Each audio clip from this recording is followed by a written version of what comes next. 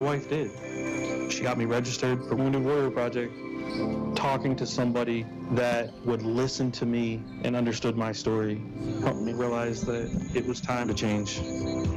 There's a new fight, there's a new mission, and that's something I am eternally grateful for. See how we help warriors combat stigma at woundedwarriorproject.org/combat stigma. Hey, Dad, your prescription will be ready in just a minute. Hey, Dad. Dad, your lunch will be ready in just a minute. Hey, honey, why don't you take a minute? When you help care for a loved one, you give them as much time as you can, making sure they're safe and comfortable.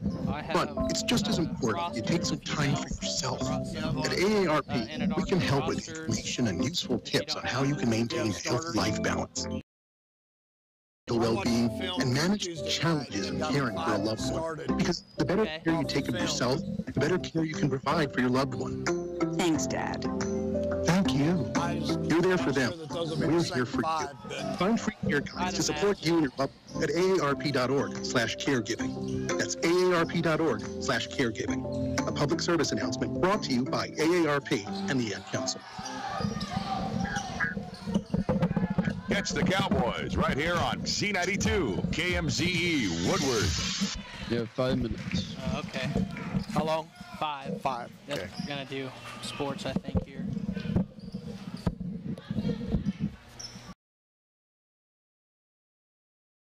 All right. So our JV girls didn't want any part of that press. That was they have a lot of size on that team. They've got a lot of size all the way around. Yeah, they do. That's very true. They had like 3 or 4 girls that were 5'10", and then I saw one that was like 5'11". They started 6-foot junior, 5'10" freshman, 5'11" sophomore, 5'10" freshman, 5'7" senior. Wow. For girls. And then off the bench they got 2 5. Yeah, they took care of Altus pretty well. Yeah. Altus not very good. Yeah, I don't on either side really. They lost a lot of key players on both.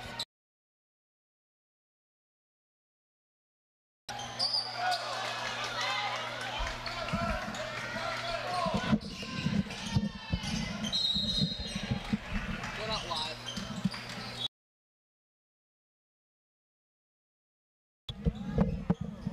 What do you say? What's wrong? I guess we're hooked up to what'd you say?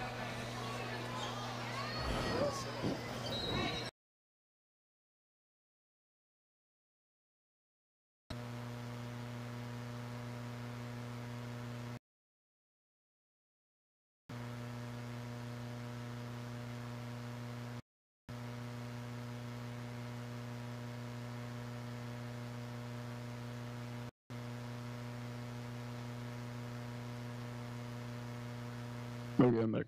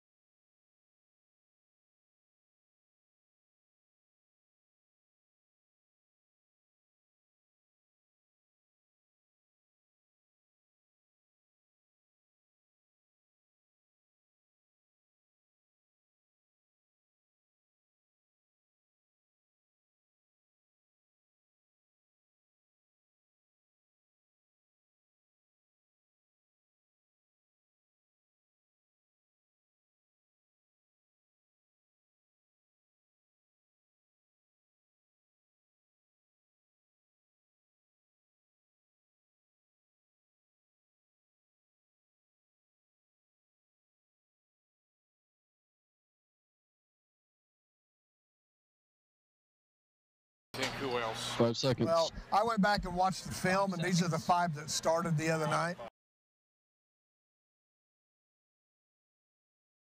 Time for Woodward Boomer basketball on Z92. In my book, we're going to be winners. With the call of tonight's game, the champ is here. Here's Tyler Riggs. Well, good evening, everybody, and welcome to Anadarko Fieldhouse in playoff basketball on one of the sister stations tonight. So,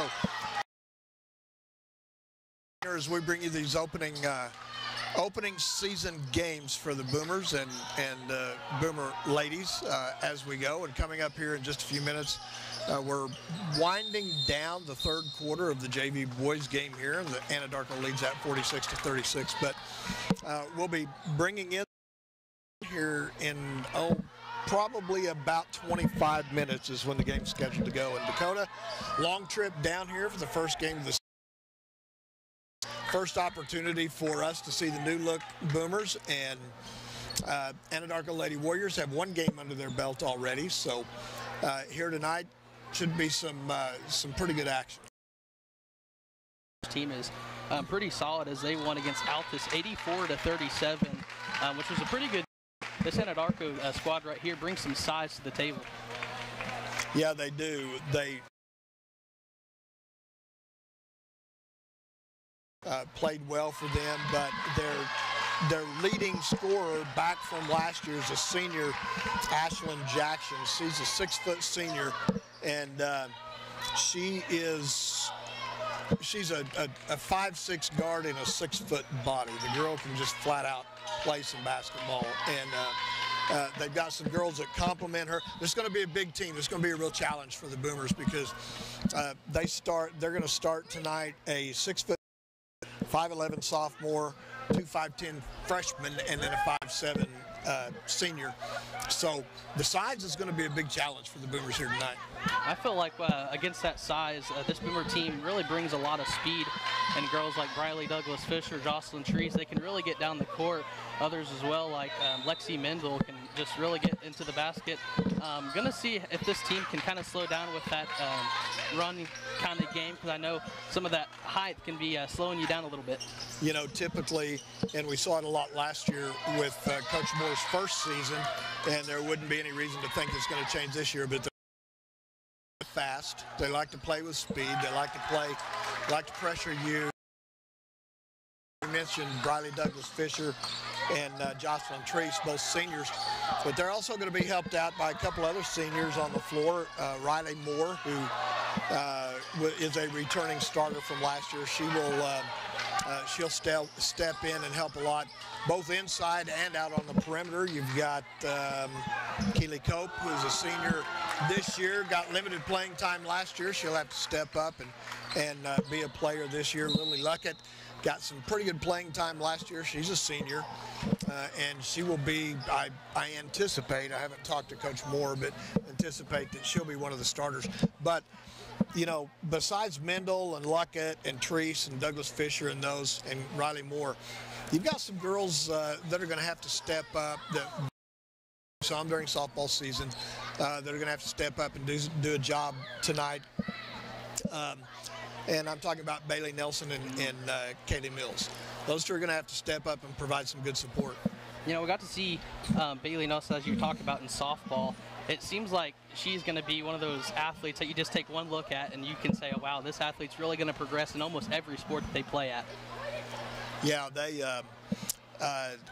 you know, she's got a pretty good pedigree from her grandparents on down through her parents, and now Bailey also. And then Kaylee Mills, we saw Kaylee and Bailey both against Balco. What was that, the week before Thanksgiving? Our JV took on Balco's varsity there in Boomer Fieldhouse, and we got to see a lot of these young kids, Michelle Ibarra included, in some real-time game action, and you know, so they've got a little bit of action under their belt. And I think that'll help them here tonight.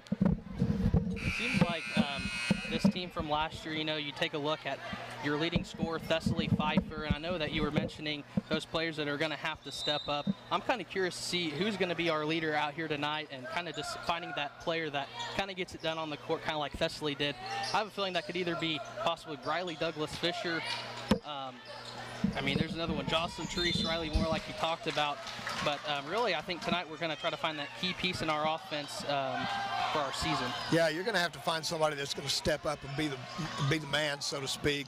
We had Pfeiffer and Edwards last year who took that lead. When Thessaly wasn't on the floor, then Avery Edwards was our go-to. She went 100 miles an hour the entire time. And those two really stepped up as the only two seniors on the team last year. So you got to look at these girls this year. Briley Douglas Fisher, a junior, she is more of the more vocal type, outgoing,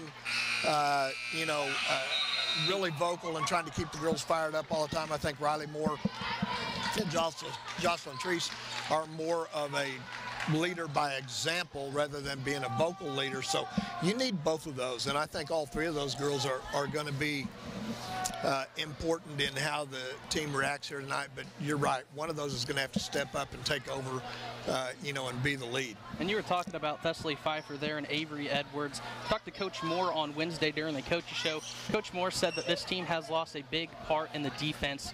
You just take a look at the stats. It seems like Thessaly and Avery were picking almost every possible steal they could last season, and now we're going to have to kind of do that again this year. Going to have to find a way. Coach Moore was also saying that Briley has kind of become more aggressive in practice. She's been more vocal, like you said, just being more aggressive. And that's what we like to see, because Thessaly was aggressive down in the paint when she needed to. Avery was aggressive. Take two of those away, you got to replace it with somebody, and I think Briley's going to be a really good option. You look back at those two, and Thessaly was more of an offensive type leader out there on the floor, even though she played some heck of defense. But it seemed like Avery's main objective when she got on the floor was to shut everybody down. She was more of a defensive specialist. I feel like Thessaly was probably more of an offensive specialist. And, we don't really have that one offensive or that one defensive specialist this year. So it's going to be a team effort. Everybody's going to have to work together and be strong and have a team effort out here and not have that one person that you can look to. I know there were times, we'd be in a tight situation last year, being a 2 or 3 point game, and everybody in the stands, on the floor, where's Thessaly? Let's find Thessaly. Let's get the ball to Thessaly. And we're going to have that one person step up and do that this year. You talked about a little bit about Avery Edwards again. It seems like when she missed a couple of games due to an ankle injury last year, they were saying the same thing about, hey, where's Avery Edwards? Where's our defensive player? You take just one or two players out of this Boomer team, and it makes a whole different ball game.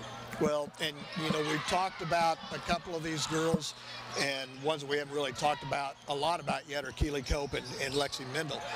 Both of those girls are going to have to step up defensively and just cause some problems. And it'll be interesting to see, last year the Boomers were very aggressive defensively. They were all over the floor. They played run and jump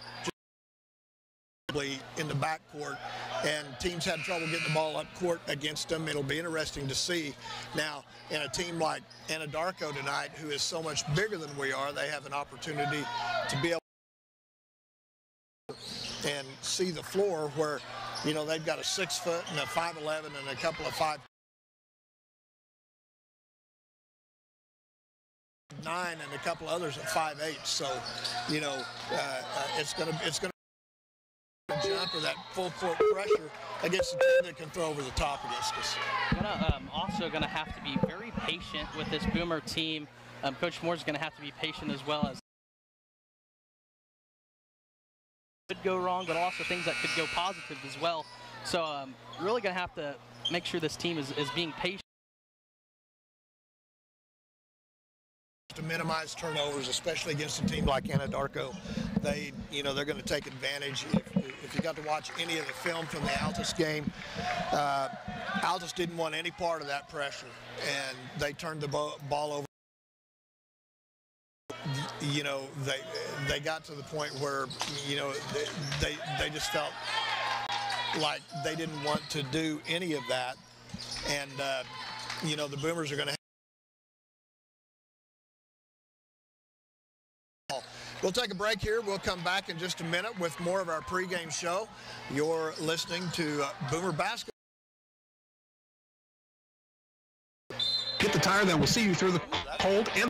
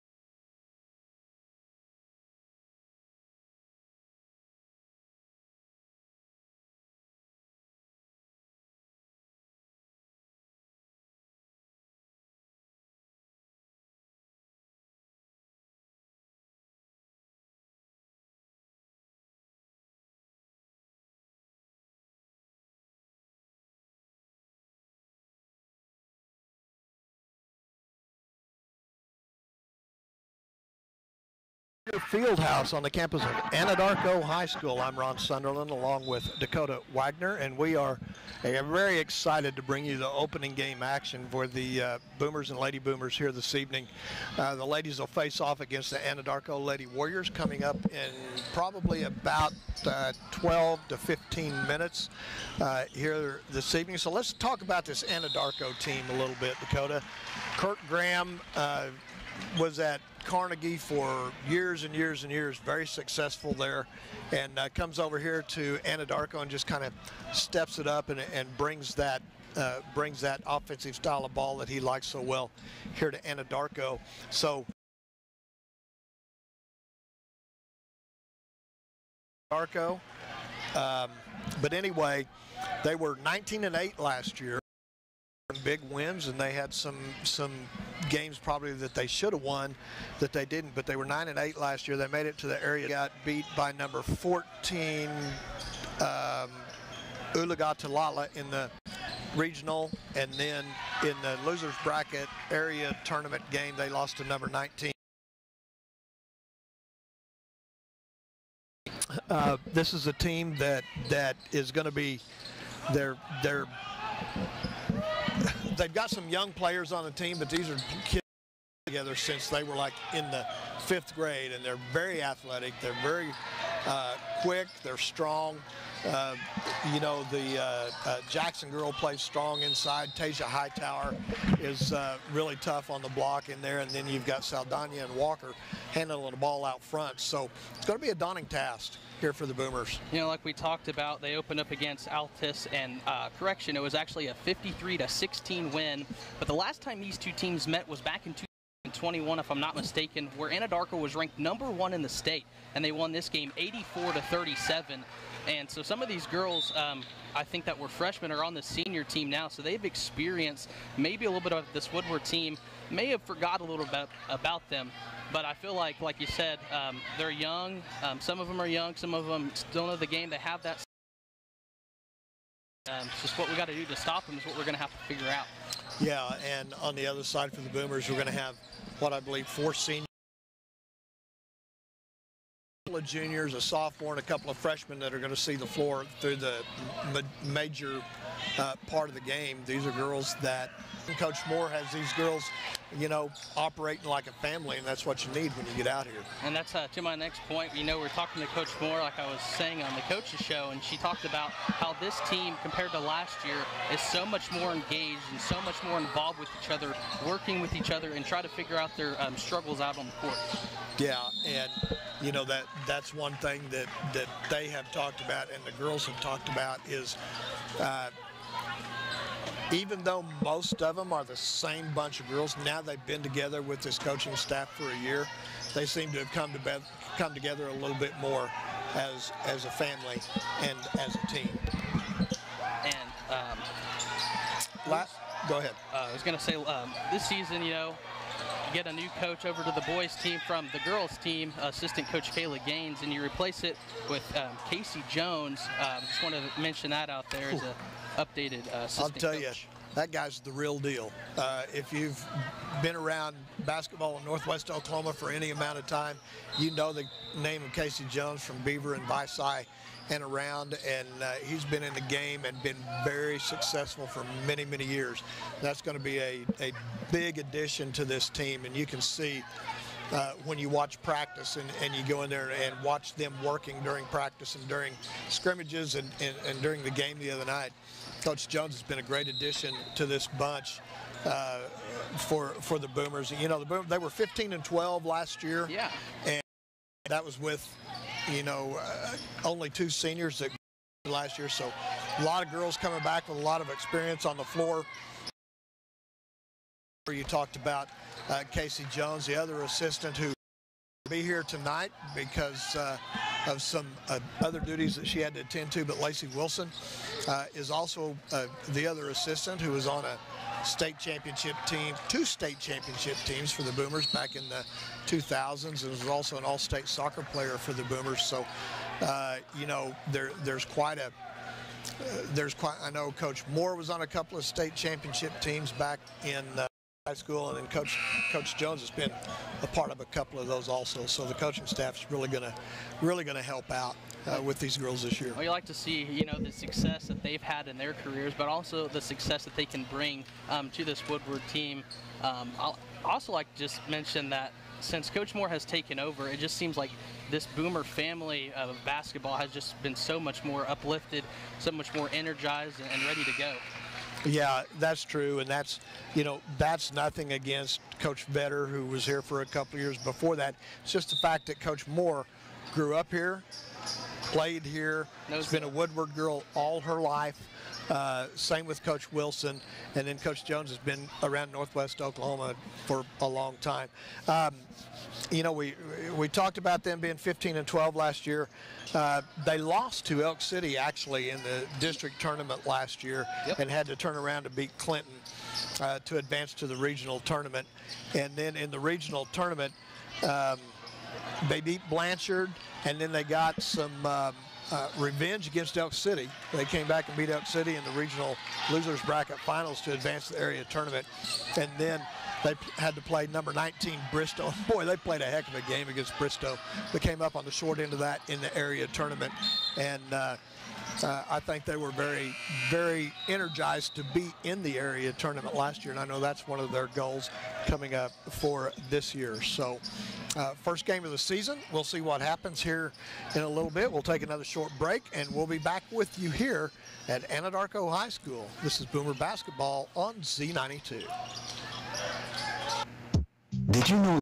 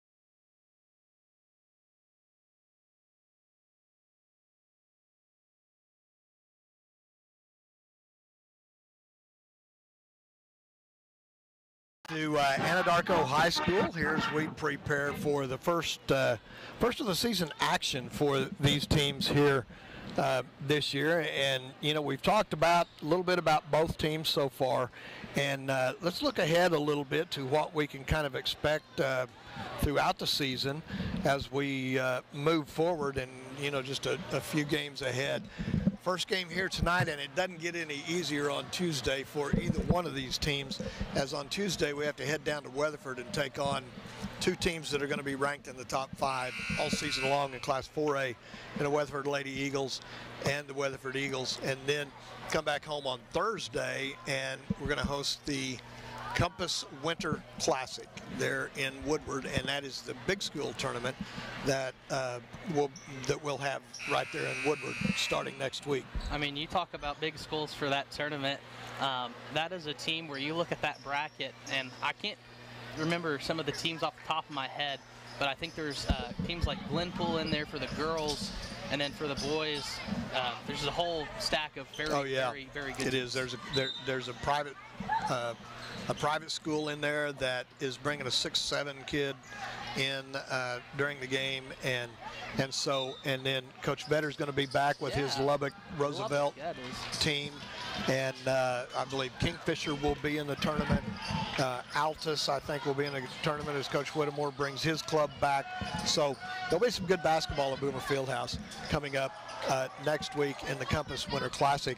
And as we look on ahead, we mentioned Weatherford on Tuesday, and then before the break, we get Dodge City, Elk City, Clinton. So there's our three teams that we're familiar with. We've played a little bit. Last year, Dodge City was, I believe, ranked number 2 in Class 6A, and on the boys' side in the state of Kansas.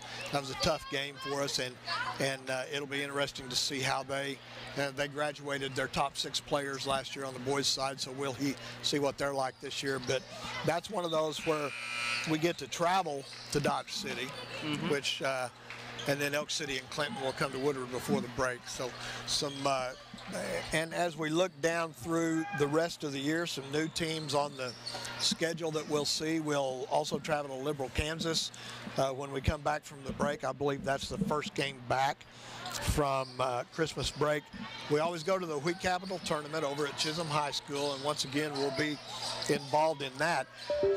And this year we will not be going to the Jones tournament, the Kiwanis tournament in Jones, as we will move to the Kingfisher tournament, the Buckle of the Wheat Belt, which is one of the oldest tournaments in the state, one of the oldest high school basketball tournaments in the state. So we'll be involved in that Buckle of the Wheat Belt tournament in Kingfisher in the middle of January, and I'm not sure who all.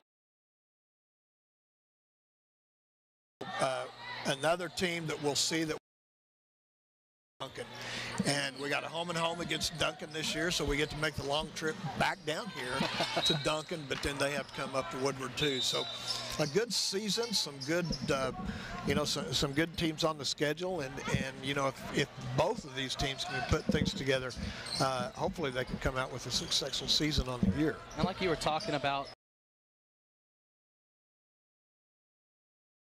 you're going to say, oh, wow, this team is way better than us, or a very matched opponent like us. How are we going to beat them? Well, I think that the reason that we have scheduled a schedule like that is because we want our guys to get better. I want our girls to get better leading into the postseason. That's why we have all these difficult matchups we go against. So when we finally see them again in the postseason, yeah, that's true. And, you know, there's most of the games, when you look at them on paper, Boomers and both the Boomer teams are probably going to be teams that maybe don't match up well on paper, but you don't play the games on paper. So that's true. You know, we'll get these teams out here, and we'll see how things progress throughout the season. Just about finished with this JV game here, 60-50 in favor of the Warriors against the Boomers, and there's the final buzzer, and the to the Anadarko JV by a score of 60-53 on a three-pointer at the buzzer. So a well-played game for the boys. They played pretty tough against a really good Anadarko team. It doesn't matter if it's your varsity or your junior varsity. This Anadarko club under Coach Doug Shumpert knows how to play the game. So a good job by those guys. Oh yeah, this JV team right here, folks, I think was down. I think I looked at 16 points at one point, and then Coach Gaines down there decided to take a timeout. She got her team reevaluated and came up 7 points short, like you said. Got to be happy with that, facing a little bit of adversity and coming all the way back, almost getting the victory, but. Yeah, and a lot of those kids that we saw out there on the floor just now are ones that we're going to be seeing a lot here over the next few years. I mean, you got Cole Reed's a freshman. I'm trying to think of these kids. Luke Talley is a freshman, going to be up here. Jake Graff will be up. You know, we'll be seeing a lot of those kids coming up here in the next couple of years. Those kids that are playing right now, I think also just got done finishing playing football earlier on in the season. At least some of those guys did. Not all of them, but some of them. And like you said, Jake Graff, Colt Moore. They're going to be some pretty good athletes down the line. Yeah, they are. And you look out here at these two teams as they are pretty impressive. Yeah, not only have height, they have size on them as well, and they kind of look a little intimidating down there. You know, the Anadarko teams usually do. I can remember Anadarko teams where they had 8 girls that were 5'5" and just destroy you defensively, and then teams like this one here where they have a good mix. The small, quick point guard in the form of Layla Saldana. So Boomer. I'm doing this broadcast because that's what they used to be known as, but now they're the Boomers, and they are ready to go. They're ready to play. I've got several of these girls that are office aides in there, and that's all they have talked about for the last couple of weeks was ready to go on the floor. Let's play some ball, you know. And a couple of these girls, not a lot of these girls on our Boomer roster, are multi-sport athletes. We mentioned it earlier. People like Briley Douglas Fisher, Jocelyn Charisse, Riley Moore, all out there playing. Another one to throw out there, Lexi Mendel. Man, a lot of multi. And when you get multi-sport athletes, it just makes you feel a lot better. Let's talk about this for just a minute. We talked about the new teams on our schedule this year, the Dodge City, the Kingfisher, the Dunk. That happened is because the OSSAA has taken 5A and put them in district with 6A a couple of years ago. So now 5A has districts set up, which basically gives a team maybe everything else is a district game. We anticipate that if that works well with 5A this year, they may move it down to 4A next year. If they do, we'll put Woodward into a district, but our district is probably going to be teams that we are used to seeing, the Clinton or Kingfisher, Bridge Creek, you know, some of those schools around close, maybe Bethany, Newcastle. We could see some district play action next year in high school 4A. And we're worried about this year right now. Man, but like you mentioned, some of those teams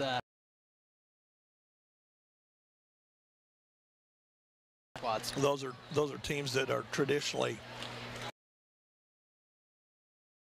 about 10 minutes away from tip-off here at Anadarko High School. We'll take another break and come back and get things ready to go, talk about some probable starting lineups and different things. We come back. You're listening to Boomer Basketball on Z92.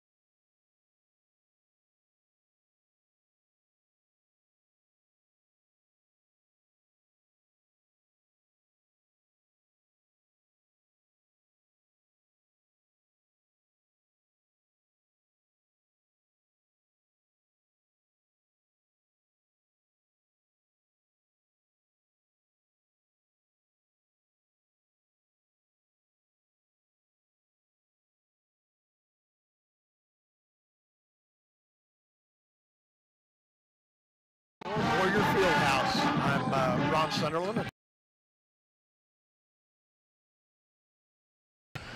Anadarko, Oklahoma this evening. The Boomers in their first game, probably about 8 minutes away from tip-off here.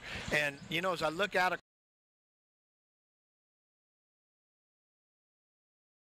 when I say people, I talk about administration from opposing athletic directors and things like that. One of the reasons they like to schedule Woodward is because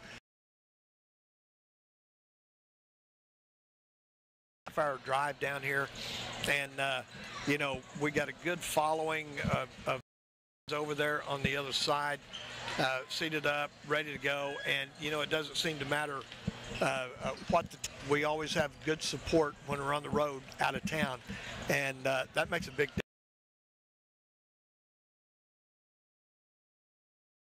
Grandparents coming too. You got kids that don't even play sports, like the pep club, like the half hours away from a football, basketball, even softball, like you said. Anything that we can get our kids involved, the fans involved, the community involved, Woodward shows up and they do their job.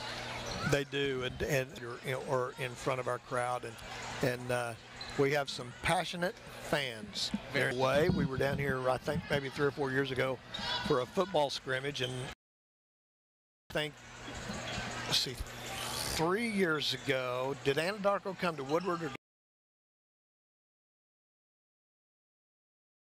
At home. It was at home. You mentioned earlier that we had taken on this Anadarko team, and you know, it was playing in high school, and Drew Sanders was the coach down here at Anadarko. We during her years in high school, so the gym has changed a lot since then. They've remodeled it, but it's still that same field or the same field, and you know, the fans, the rabbit from the court, they are going to be loud. They're going to be vocal. The Warrior fans, and that's where the majority of the people will be sitting when they come in here. And you just take a look around, and you student section on the opposite end of the court, which is crazy. They're just filling up just about 2 bleachers full over here. But got to play high school basketball, and it just amazes me how long that playing the same teams for so many years, and year after year you get to play them, and it's pretty cool. Yeah, it is. And in her days, in fact, in my phone, she's listed as Lacey Settle. I can't seem to get away from the maiden name, but we all know who she is, and brought, you know, following those girls like we did. But you know, that's one thing about and Coach Gaines and Coach Wilson and you know, Coach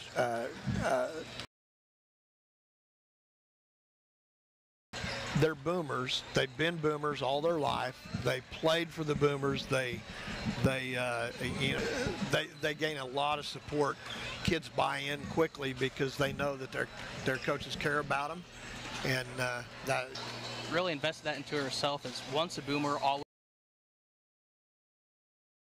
her first year with this girls team, and I'm very excited to see what she's going to be able to do as her daughter. Yeah, they are. And one of the things when we talked to Coach Moore about taking over this team, what's going to come first, mom or coach? She said it depends on where we're at.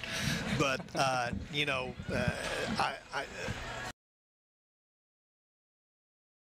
problems there as far as that go. The captains are meeting. Riley Moore and Jocelyn Treese meeting with the officials at midcourt, and it looks like Ashlyn Jackson meeting for the Anadarko Lady Warriors for the coach or the player. We'll see for the rest of the year, and as we have the last couple of years, 3-man crews on the officiating. And I don't know these gentlemen. Of those down here, they're either out of Chickasha or they could be out of Alta. Those officials associations down here bring those officials in.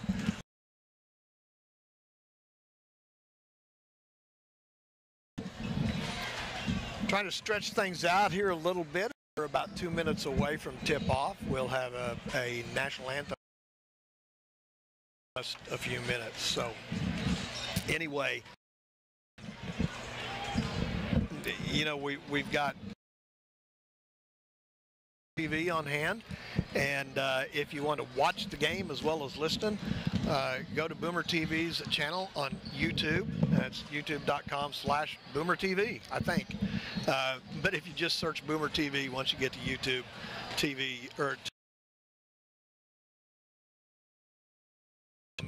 Warrior Fieldhouse here this evening. I'd like to mention also with Boomer TV, just give them a shout out to Chris. I think that's pretty cool. Been doing it for about 3 or 4 years now, and it's pretty fun to be a part of. Yeah, it is. And supporting the Boomers, just like Z92 and Boomer Sports Network. So anyway, they're here with us, and you will be able to tune in and watch those games streaming on YouTube TV. Search for Boomer TV, and you'll be able to find that game live. So you get the best of both worlds there, and get to watch the game not only on there, but get to hear it as well. So yeah, we're under a minute before tip-off here. We'll have a national anthem for you here in just a go, and looking for really good action for both of these teams. As the Woodward Boomer girls will now go over there and talk up with Coach Moore as they'll put their balls on the ball rack and start taking their jerseys off, getting that pregame. We tip off. Anadarko will head to their bench and meet with, and it's almost here, folks. As a few seconds away from some Boomer basketball. Anadarko cheerleaders will now kind of, I think we're about to do our national anthem. Yeah, we should have that here. Just in a few seconds. As everyone.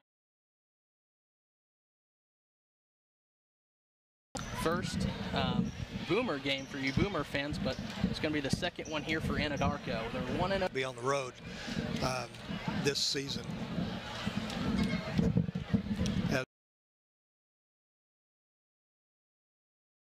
Prepare for our national anthem. As seems to be a little indecision down there on what maybe the singer forgot to show up. Ready to go. We're 18 minutes behind schedule at 6:48. This game was supposed to be tipped off at 6:30, but more for the Boomers. It'll be Keely Cope, Jocelyn Treese, Riley Moore, Briley Douglas Fisher, and Lexi Mendel. And the tip is won by the Boomers as Jocelyn by Saldana in the backcourt. And Saldana will attack as the Boomers drop back in there out of bounds. That's a Kirk Graham staple right there. Backside cut. Lob inside, see if you get the easy basket. Riley Douglas Fisher had the girl pushed out that time, and she was not able to. Then knocked out of bounds by Cope as Anadarko was having Haywood. Now Ivory Miller will throw it in on the far side. Just underway, no score here in Anadarko. Ball comes into Saldana on the right wing.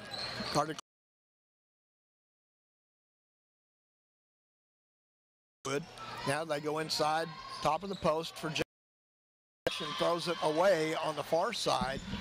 Into out of bounds. It's Boomers basketball, and Anadarko will jump into that full court pressure. Yeah, right there. That pass was no one was there right there for that pass. Cope will throw it in. She gets it into Mendel. Mendel guarded.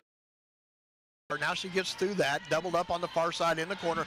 Ball taken away from her by Haywood. Haywood drives in, and she will be fouled. Nope. No, they're going to call that. They're called jump ball. Yeah. Blocked by Mendel. Boomers ball.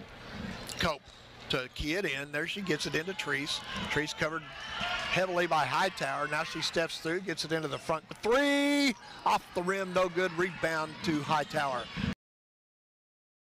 By Mendel. Mendel drives back in. Now the Boomers are going to have to bring it out and try to get something set up. Under the baseline, dishes it across to Mendel. Back out top to Treese. In between the circles. Left wing, it goes to Mendel. Little fake pump dribble. Baseline to Moore. Riley Moore working against Haywood. Now she's doubled up. Picks up her dribble. Left wing to Mendel. Drives into the lane. 18-footer from Treese is good. Jostle here early in this one. Way for the Boomers to be aggressive there on that basket. Taking it to the basket. Saldana to Haywood. Haywood dumps it inside to Jackson. She's doubled up inside. Goes cross court that time to Miller. Dropped, knocked away by Cope, and then Cope goes in to rip it out, and we ball, and I believe that's Anadarko's ball. Although now we've got 5 new ones into the game. To come up 2 different times and make some big defensive plays. So Coach Graham with the fresh legs and the mass substitutions. Ava Pashibi, Mia Thompson, Amanda Pabishi, and Ivory Miller into the ball game for inside to Miller. Miller, step over, cross or off the backboard and in. Ivory Miller with 2. Anadarko. She gets picked, ball knocked away, and up and in by Mia Tartsaw. To Briley Douglas Fisher. Fisher on the backside to Moore off the rebound. Comes down to Pashibi. Tartsaw with the ball out top, comes left wing.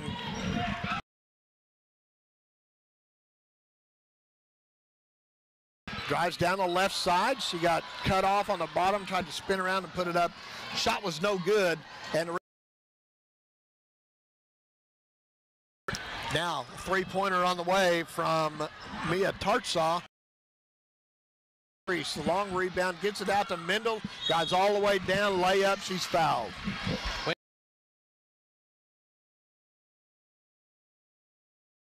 First foul on Tartsaw, and this will be the first opportunity at the line.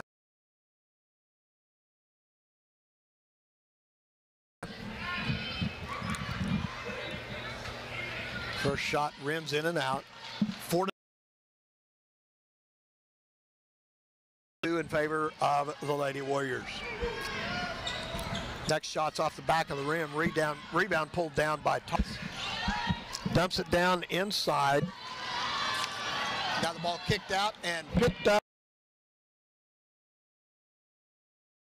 Down low to Briley Douglas Fisher. She backs in, and they're going to call the...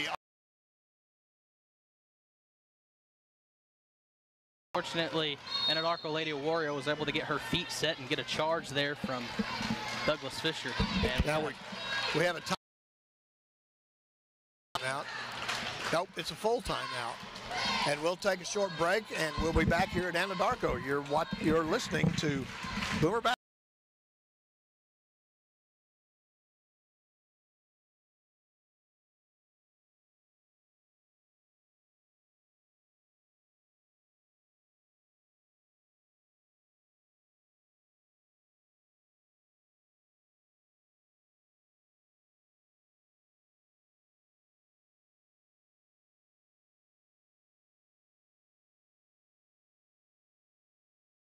High School, Ron Sunderland along with Dakota Wagner, and plays it in on their own baseline.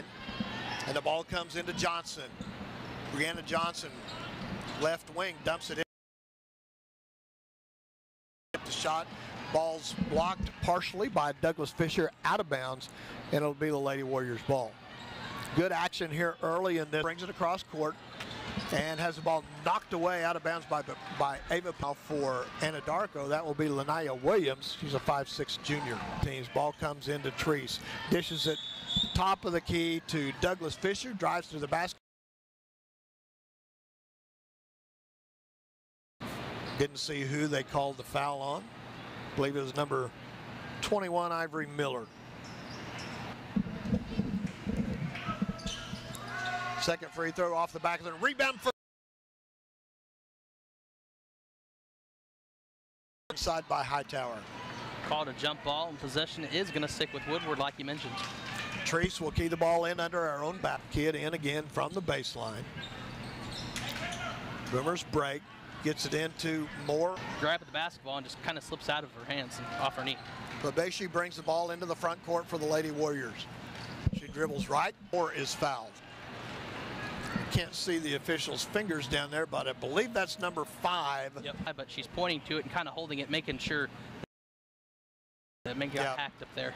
Third team foul against Anadarko Boomers, and that will change the inbounds play. We'll now put Keely Cope on the baseline with the outlet pass to Treese. Treese moving down forward, long pass up to Briley Douglas Fisher from 15. It's good. Briley Douglas Fisher with the jump point of the game. Into the front court.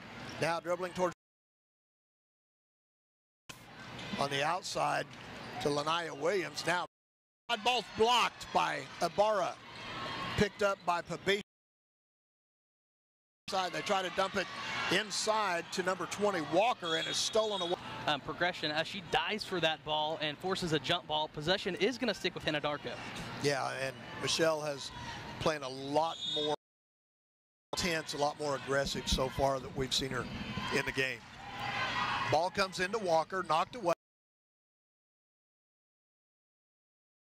Line shot from Johnson is off the back of the rim. Boomers try to pull in the rebound. Back into the game is Riley Moore, as Michelle Ibarra will go to the bench, the junior.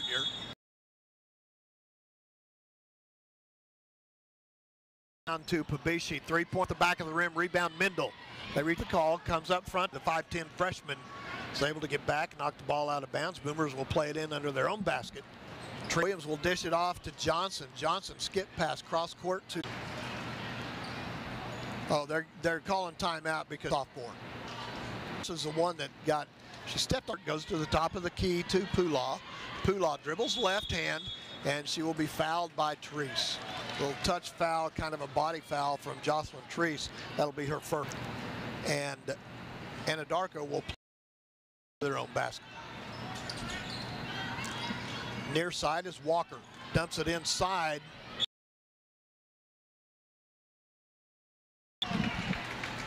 Good defense there by Douglas Fisher. Just unfortunately got a tap on the wrist there, and she'll draw a team foul. And going to the line will be Ashley Pulaw. First shot over the front of the rim. Pulaw has her first points of the ball game. Second free throw on the way, it's good as well. 9-6 now our score in favor of the Boomers. 1:28 to go. Now she's picked on the backside by Johnson. Turnover for the Boomers. Into the front court is Shaden Johnson. Lays it up on the left side, no good. Over the top for the rebound is Ashley Pulaw. She kicks it back outside.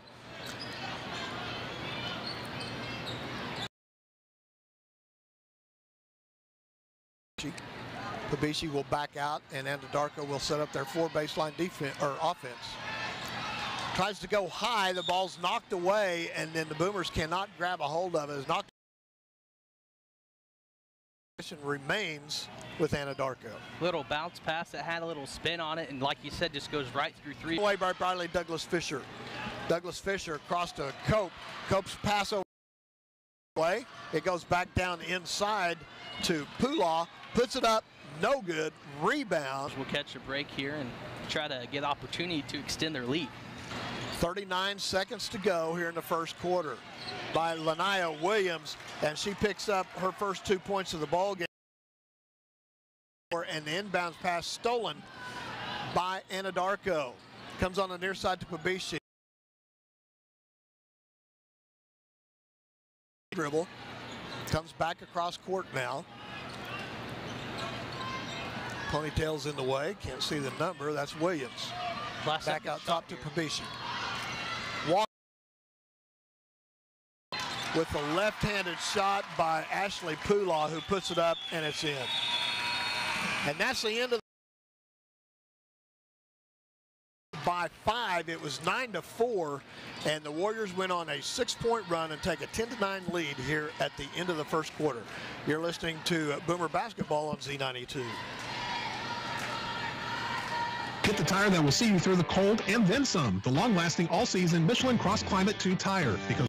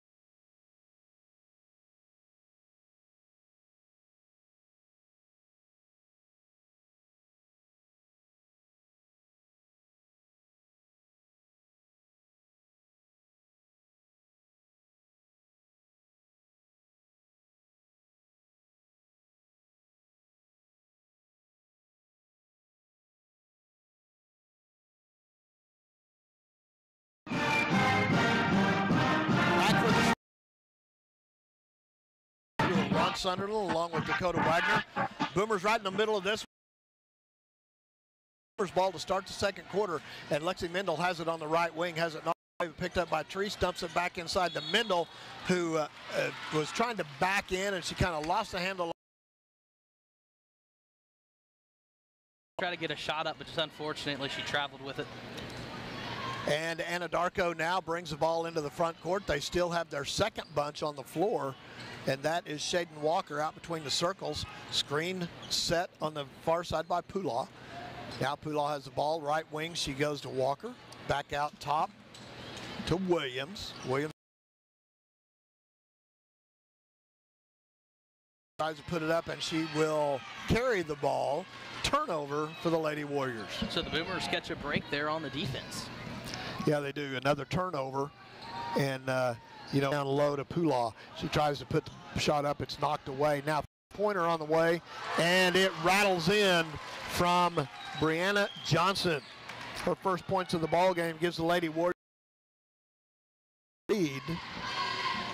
Now on the near end, Riley Moore puts up the shot. She'll be fouled on, I say, Ivory Miller. I didn't see her go back in the ball game, but that's her second. Is up and good. One thing we haven't mentioned that we haven't talked about, and second shot by Moore is good, and I don't know what that was for. Second shot's good.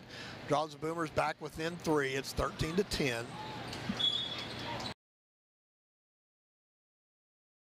Could be 13-11, not 14-10. Ball skips away from Pabishi as she brings it into the front court, tries to dump it down low, knocked away by Mendel, picked up by Pabishi. Now she dumps it inside, and a travel on the near side by Shaden Walker. Boomers ball. Wait for the Boomers to give good defensive pressure there and turn on that turnover. Ball's on the far side, will be played in by Cope. She drops it into Treese, who turns, heads up court. Pushed to the near side to Mendel, and it went right through her hands out of bounds. Lexi looked up the floor just a little bit too quickly. 6:42 to go here in the first half. Warriors lead at 13-10. Ball comes into Pabishi in the backcourt. Guarded by Mendel. Goes over on the right side to Johnson. Right baseline, it goes to Walker. Back out on the wing. Back down to the baseline. That's Johnson. Picked up her dribble, guarded closely by Cope. Now Walker comes out and picks it up. Ball goes to Pulaw. Now back out to Pabishi. Drives inside. She'll be hacked. And that could be any one of 3 people. Let's see who they call that one on. I believe it might be on Cope. Let's see. Going to get Riley Moore. Going to get Riley Moore for that one. So Riley Moore picks up her first foul, Boomer's first foul of the quarter. So fouls reset every quarter. And when a team gets to the 5-shot or the 5-foul limit, as the first shot from Pabishi is good, it resets every quarter, and you get 2 shots after the 5th foul in each quarter. So it's 1-and-1. It's an automatic bonus. Automatic 2-shot foul every quarter. Fouls clear every quarter, and you start at 0. Instead of having them through both quarters, you just have them through each quarter now. Both of her free throws. It's 15-11 in favor of Anadarko. Into the front court. That's Cope. She dishes it near side to Douglas Fisher. Rebound comes down to Ashlyn Jackson, and I say Douglas Fisher. Rebound, and that will be Ibarra's first foul, first team foul, and Anadarko will play the ball in. Still in there running the point for the Lady Warriors. Saldana started in that position, but it's been Pabishi ever since about 3 minutes to go in the first quarter. Tarsa's back in there. Ball comes out high to Jackson. Now Tarsa dishes it off to Pabishi, loses a handle. She goes and brings that in. Now they dump it inside to Ashley Pulaw, who got away with a push down there on the Boomers. And a rebound comes to Ibarra. Got it away to Cope. Cope fires it into the front court. It's off the official onto the left wing, and we have a tie ball. The reason there wasn't any call there is the official is considered part of the court. So the ball hit the official in the back. Remained a live ball. Now Douglas Fisher's back in the game. Ball goes right wing. Pabishi near side to Tarsa. She picks up her, guarded by Cope, dishes it back out top to Johnson. They're going to call a travel on Tarsa. Correct there, as Boomers will catch another break, and they'll get a chance to make this a one-possession. Boomers trail 15-11 to this top-ranked, not top-ranked, but highly ranked Anadarko Lady Warriors. Pass stolen away by Pulaw. She takes it down low, gets it in for 2. Pulaw now has 4 points in the ball game. 17-11 in favor of Anadarko. Pabishi into the front court. In between the circles, she goes right. That's Johnson. Back out to the top to Tarsa. Tries to go inside to Jackson. Ball's knocked away, and we have a jump ball. Man, a lot of jump balls here in this ball game. A lot of times when both teams are playing good, tough, tight defense, and a lot of balls that are knocked away, you get on the floor and you tie the ball up, and you're going to see that when both teams are hustling. Boomers will play it in on the near side with Keely Cope. She dumps it into Treese, and it was knocked away from Treese, and Cope tried to grab the ball before she established position on, and that ball will go back to Anadarko. Walker comes into Pabishi.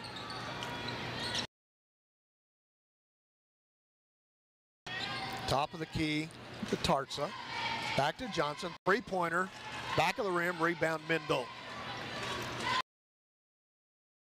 Knocked away and tried to pick it up from Pabishi, and then we had a foul. And I believe the foul. Riley Moore. Trying to go for that ball and save it for the Boomers, so it's not a turnover, and unfortunately bumps into a girl and picks up a foul. We have a timeout. Looks like a 30-second timeout, so we'll keep it right here with the score 17-11 of Anadarko. While we got a minute, let's take this time to thank some quick sponsors. High Plains Tire, that's our gold sponsor. Top Cat Wear and Formal Accessories. Divine Stationery, Klein Mechanical, Northwest Glass, Great Plains National Bank, R5 Custom Embroidery, Long Shots Bar and Grill, that's our Coaches Show host. Thank you for all you do, sponsors. Absolutely. Those guys, tell them thank you for bringing you Boomer basketball broadcasts, and you go in to visit with them. Boomers trailed 10-9 at the end of the first quarter, and it's been a 7-2 run for Anadarko here early in the second quarter as we have 4:15 to go before halftime. They lead it 17-11. Moore remains in the game with 2 fouls, and Pabishi will play it in on the baseline under the basket for Anadarko. Brings it into Pula. Goes back out to Johnson. Now back to Pabishi. Back to Johnson. Out top. Goes far side to Tartsa on the right wing. Back out top to Pabishi. Left wing it goes to Johnson. Inside to Pula. Back out to Tartsa. Tartsa wanted the 3 but decided better of that. And now Anadarko works the ball around the perimeter. And now Anadarko again brings the ball outside around the perimeter, being patient. And they try to dump it inside to the high post, stolen away on number 20, Shaden Walker. It's her first, and line to shoot 2. It was a really good defensive play there by Moore as the ball opened up. She was able to steal it away, drive to the basket, almost got the N1, as there she'll make her first 1 of 2. Riley hits the first free throw. Free throw, she has 4 points and draws the Boomers within 4, 17-13. We have 3:35 to go in the half. Up the shot, no good. Rebound to Cope. Cope gets it out to Moore as we bring the ball into the front court. Riley, guarded by Walker, goes left side to Cope. Now Cope will set the off. Riley Moore, she'll drive the right side of the lane, dishes down along low baseline to Lexi Mendel. And I think her foot was on the baseline there. That was some good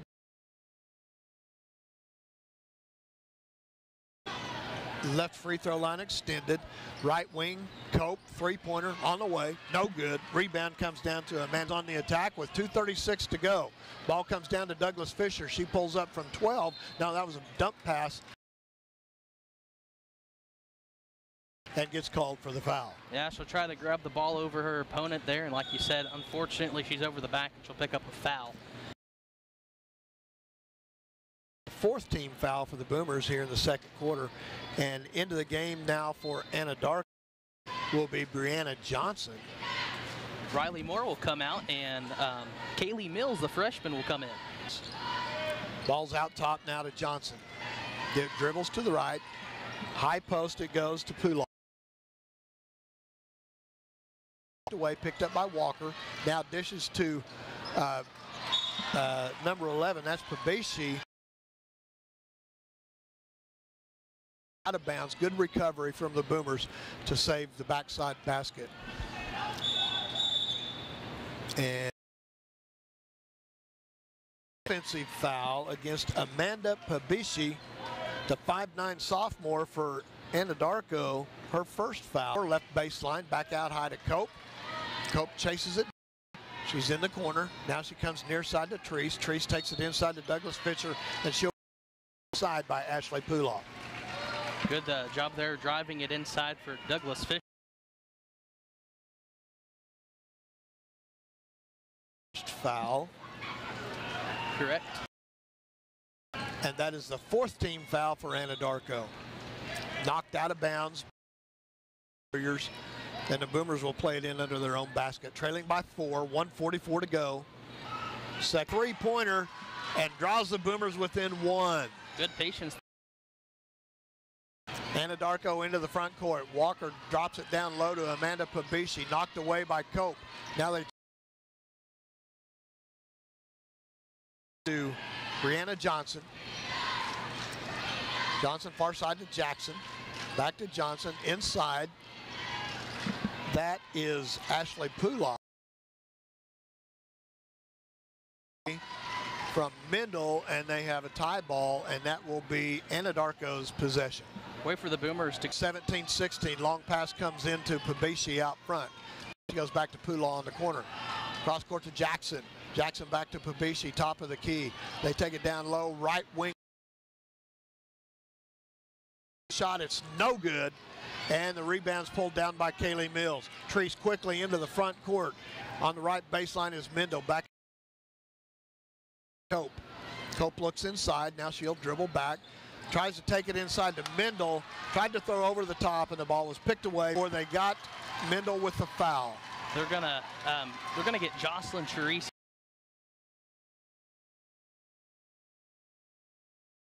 So right now we've got Treese, Douglas Fisher, and Riley Moore all with 2 fouls on the floor.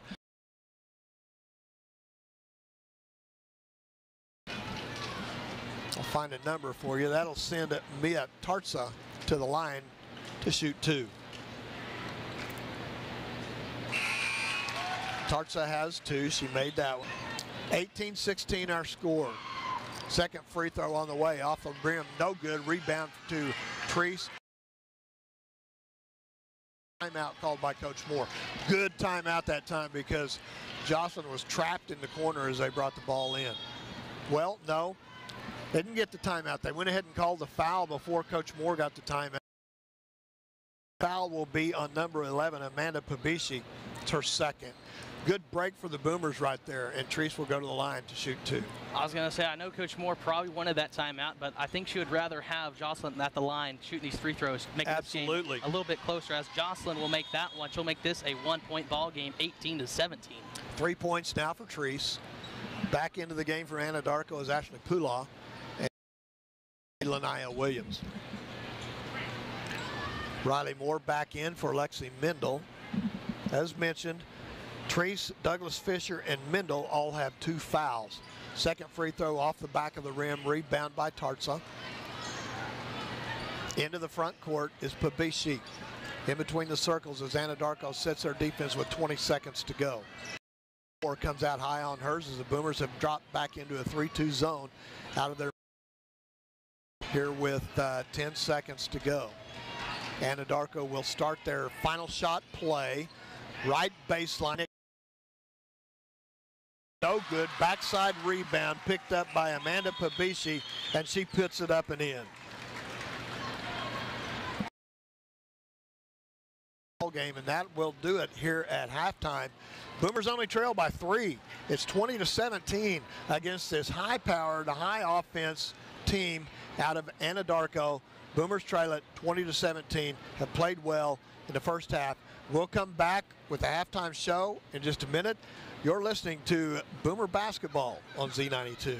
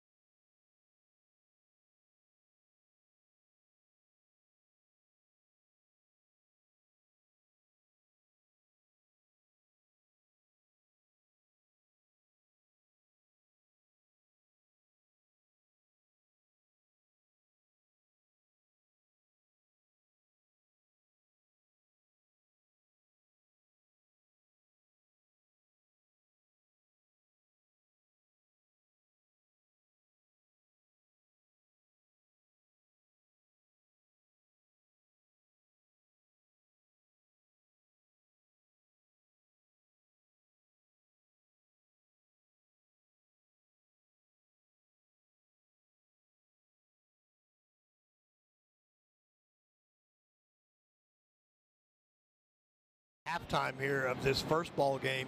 Boomers against the Anadarko Lady Warriors. Boomers trail it by 3, 20-17. It's been a good defensive output by both teams, and you know, we really didn't know what to expect from these Boomers coming out here early because we've got so many new players on the floor this year. The only one that really had solid playing time last year are Riley Moore and Douglas Fisher, and then you know the other three are filling in. And I'll tell you what, the others have done a heck of a job for the Boomers here in the first half. They only trail it by 3 to a team that scores a lot of points. You know, I'm going to be honest with you. Coming into this game, I didn't have the bar as high set as the Boomers have put it coming into this one. You know, you take a look at that Altus game, that's a pretty big difference in points from 53 to 16 when Altus came here and played Anadarko. So I didn't know really what to expect, but I am glad that the Boomers have found a way to put the fight in this one, really play some hard defense and come up when they needed it to the most. They're only down 3 points, still 2 quarters left of basketball to play. This Boomer team is looking pretty solid right now. Yeah, they really are, and they've kind of they've given the Lady Warriors some problems. This is a team that prides herself in ball handling. The Boomers have been able to cause some turnovers and force some turnovers. Now, they've had some of their own, both forced and unforced, and you know, that happens. You know, first game, I hate to say jitters, but first game, you know, just trying to get into it. And with 5 points, all free throws here at halftime, and Jocelyn Treese has, looks like Jocelyn has got 6 here at halftime on a jump shot, a free throw, and a three-pointer. So Treese has 6, Riley Moore with 5, Lexi Mendel with 4, Riley Douglas Fisher with 3. That's the scoring for the Boomers here in the first half. For the Anadarko Lady Warriors, off the bench, Ashley Pulaw has 4 points to lead the Anadarko Lady Warriors. Also, Lanaya Williams is off the bench with 4 points. Amanda Pabishi, 2 points. Brianna Johnson with 1 3-pointer. Mia Tartsaw has 3 points. Ava Pabishi with 2 points, 2 late free throws. And then Ivory Miller, the other bucket. So the ones that we really expected to do the damage, in particular, Ashlyn Jackson, the 6-foot senior leader for this team, has been held scoreless here in the first half. And she's been covered up by Riley Moore, Riley Douglas Fisher, even Lexi Mendel at times have drawn the duty on Ashlyn Jackson, and they have done a really good job kind of shutting down the leading scorer for Anadarko here in the first half. You know, one thing that coming into this game I thought we're going to miss a big key part of, you know, we talked about it in the pregame. The things that Thessaly Pfeiffer and Avery Edwards brought to the team were defense, and that's one thing I was kind of worried about, is who's going to step in to make those steals, those block passes. Let me tell you, this Boomer team as a whole, working together, has forced a very good amount of turnovers, pick steals. They're just doing anything and everything they can, and this defense is looking very solid, and I'm glad that they have been able to shut down the people they need to shut down.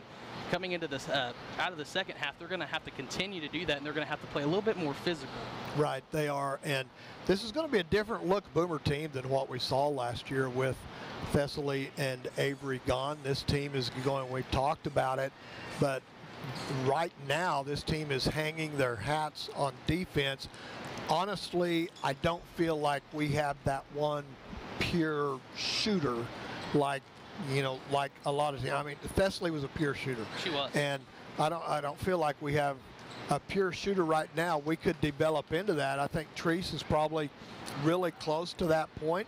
She gets her feet set outside and gets a good look at the basket. She's pretty deadly, and she could develop into that go-to shooter that we really like. But one thing I'd like to see happen here in the second half, and we haven't really been able to do it much in the first half, is I'd like to be able to see us establish Riley Douglas Fisher on the block and let her play with her back to the basket, see if we can enter the ball to her and let her challenge Jackson inside, see if we can get Jackson into some foul trouble, see if Riley can be pretty aggressive down low on that block, because you know, you take a big drop step and that girl either has to pin you and foul you or you're going to score. And I'd like to see that happen a little bit here in the second half.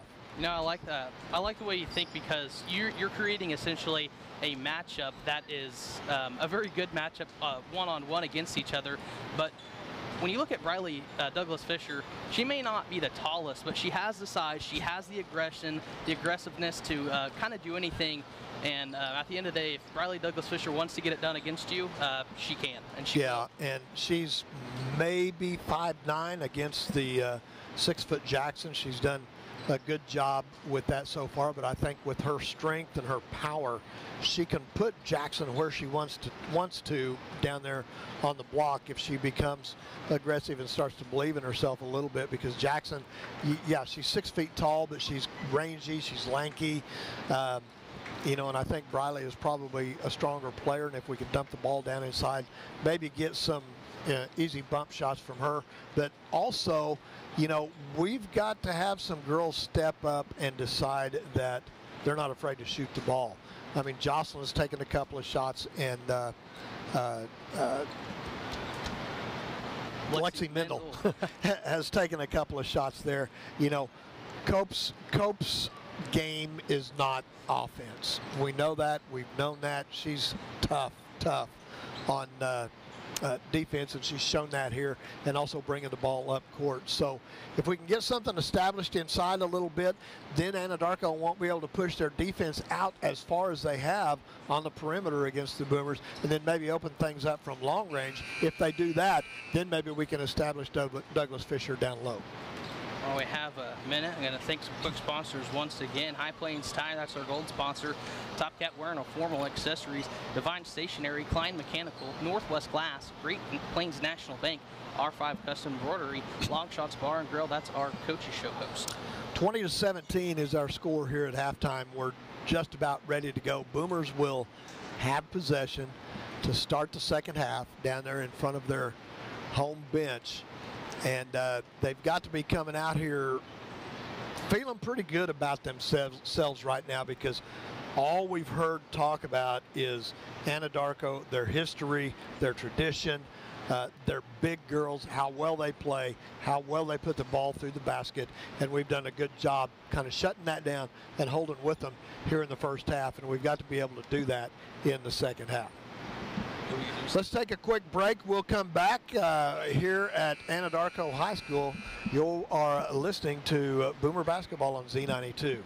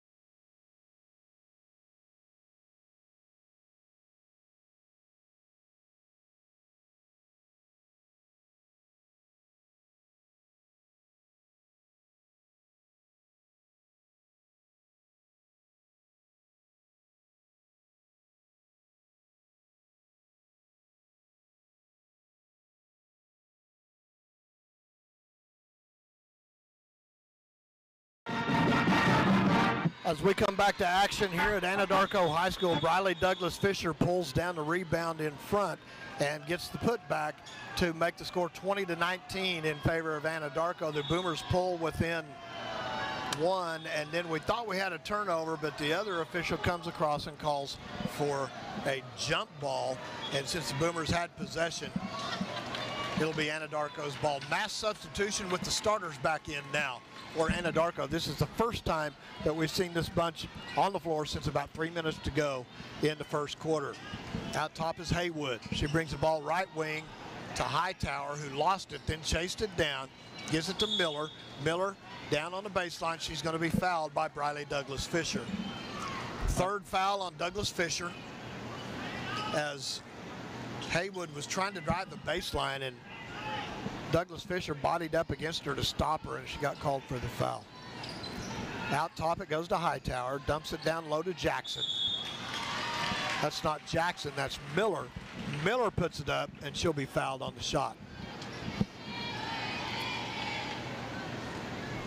Fouls on Riley Moore, and now Riley has 3. And that's one thing that the Boomers have got to stay away from, is foul trouble with these seniors, because they're going, 7 deep on their bench right now.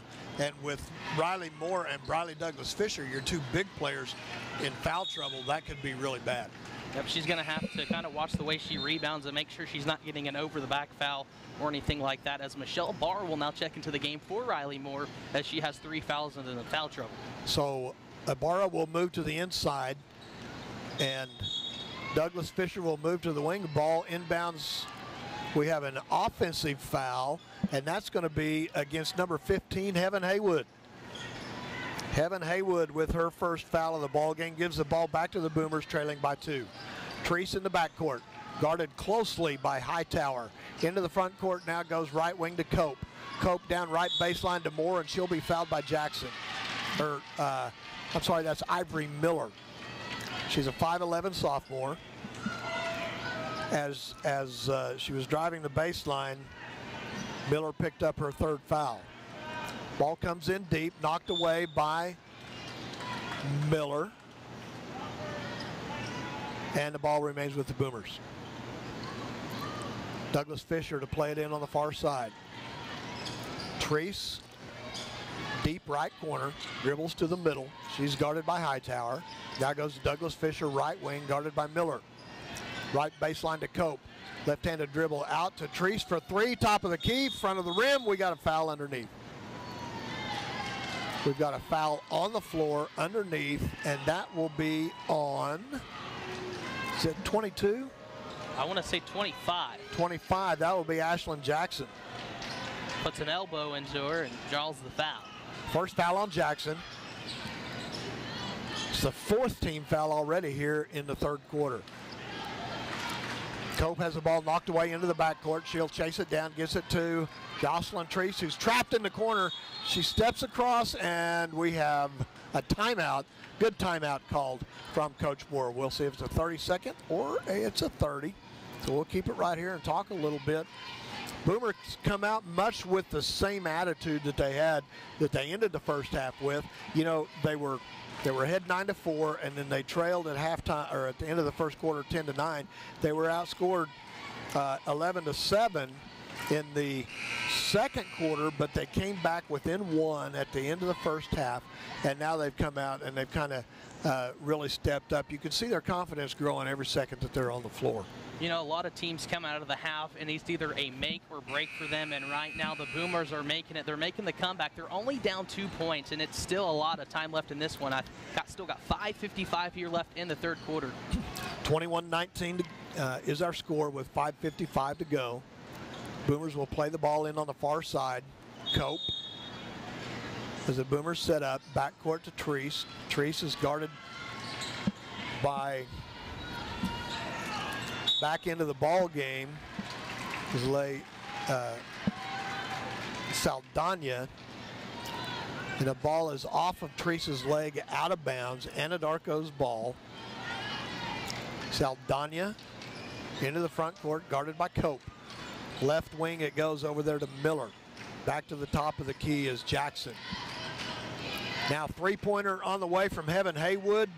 No good. Long rebound chased down on the far side by Hightower. Hightower gets it to Saldana. dumps it inside to Jackson. Jackson step move to the right, layup, no good. Good job by Douglas Fisher down there on Jackson to keep her scoreless, and the ball's knocked out of bounds by the Boomers. Thought that one was initially tipped off of Anadarko's hand, but they'll say it's their ball. Ball comes into Jackson. Top of the key, it goes to Hightower. Tries to dump it down low to Jackson, off her hands, out of bounds, turnover, Boomers ball. Tell you, Michelle Ibarra did a good job that time on Jackson down on the baseline. Ball comes into Treese, left-handed dribble up the floor on the left side. She gets it pushed away and knocked out of bounds by Heaven Haywood for Anadarko. Boomers ball, front court, 5:07 to go. Third quarter, 21-19 in favor of Anadarko. She drops the ball into Treese, and again, Cope is unable to establish position, and I don't think I agree with that call. No, I think she was kind of getting a little pushed towards the sideline. Thought that might have been. I thought she had established her position in bounds before they gave the ball back to her. Nonetheless, it's Anadarko's ball. Jackson, top of the key, shoves it down low. We're going to have a pushing foul, I believe, against Treese. Ouch. On Ashlyn Jackson. This is going to be Treese's third foul here. This is not good for the Boomers. Jocelyn Treese with 3. Briley Douglas Fisher with 3, and Riley Moore with 3. They're going to have to play hard but safe. And that time, Jackson got away down low on the inbounds play and puts up her first points of the ball game. Anadarko leads it by 4, 23-19. We keep trying to pass over the top, and those girls are too big for us to pass over the top. Going down to Saldana, and she will be fouled on the layup by Jocelyn Treese. And for Jocelyn, that's her 4th. Saldana will go to the line. Coach Moore's going to have to look at her bench, and she's going to have to find someone to replace Jocelyn. First free throw from Saldana is good. That's her first point of the game. Stretches the lead out to 5, 24-19. Looks like Treese will stay in the game with 4 fouls. Well, they've got Lexi Mendel, number 5, up on the board. Uh-oh, maybe they... So they did not give that to Jocelyn. They gave it to Lexi Mendel, which is not good for Lexi, but it's good for Jocelyn because she can now play with 3 instead of 4. Comes into Mendel. Little jab step, back to Cope. Far side it goes to Treese. Tries to work her way up the sideline. She's cut off. Ball's on the ground.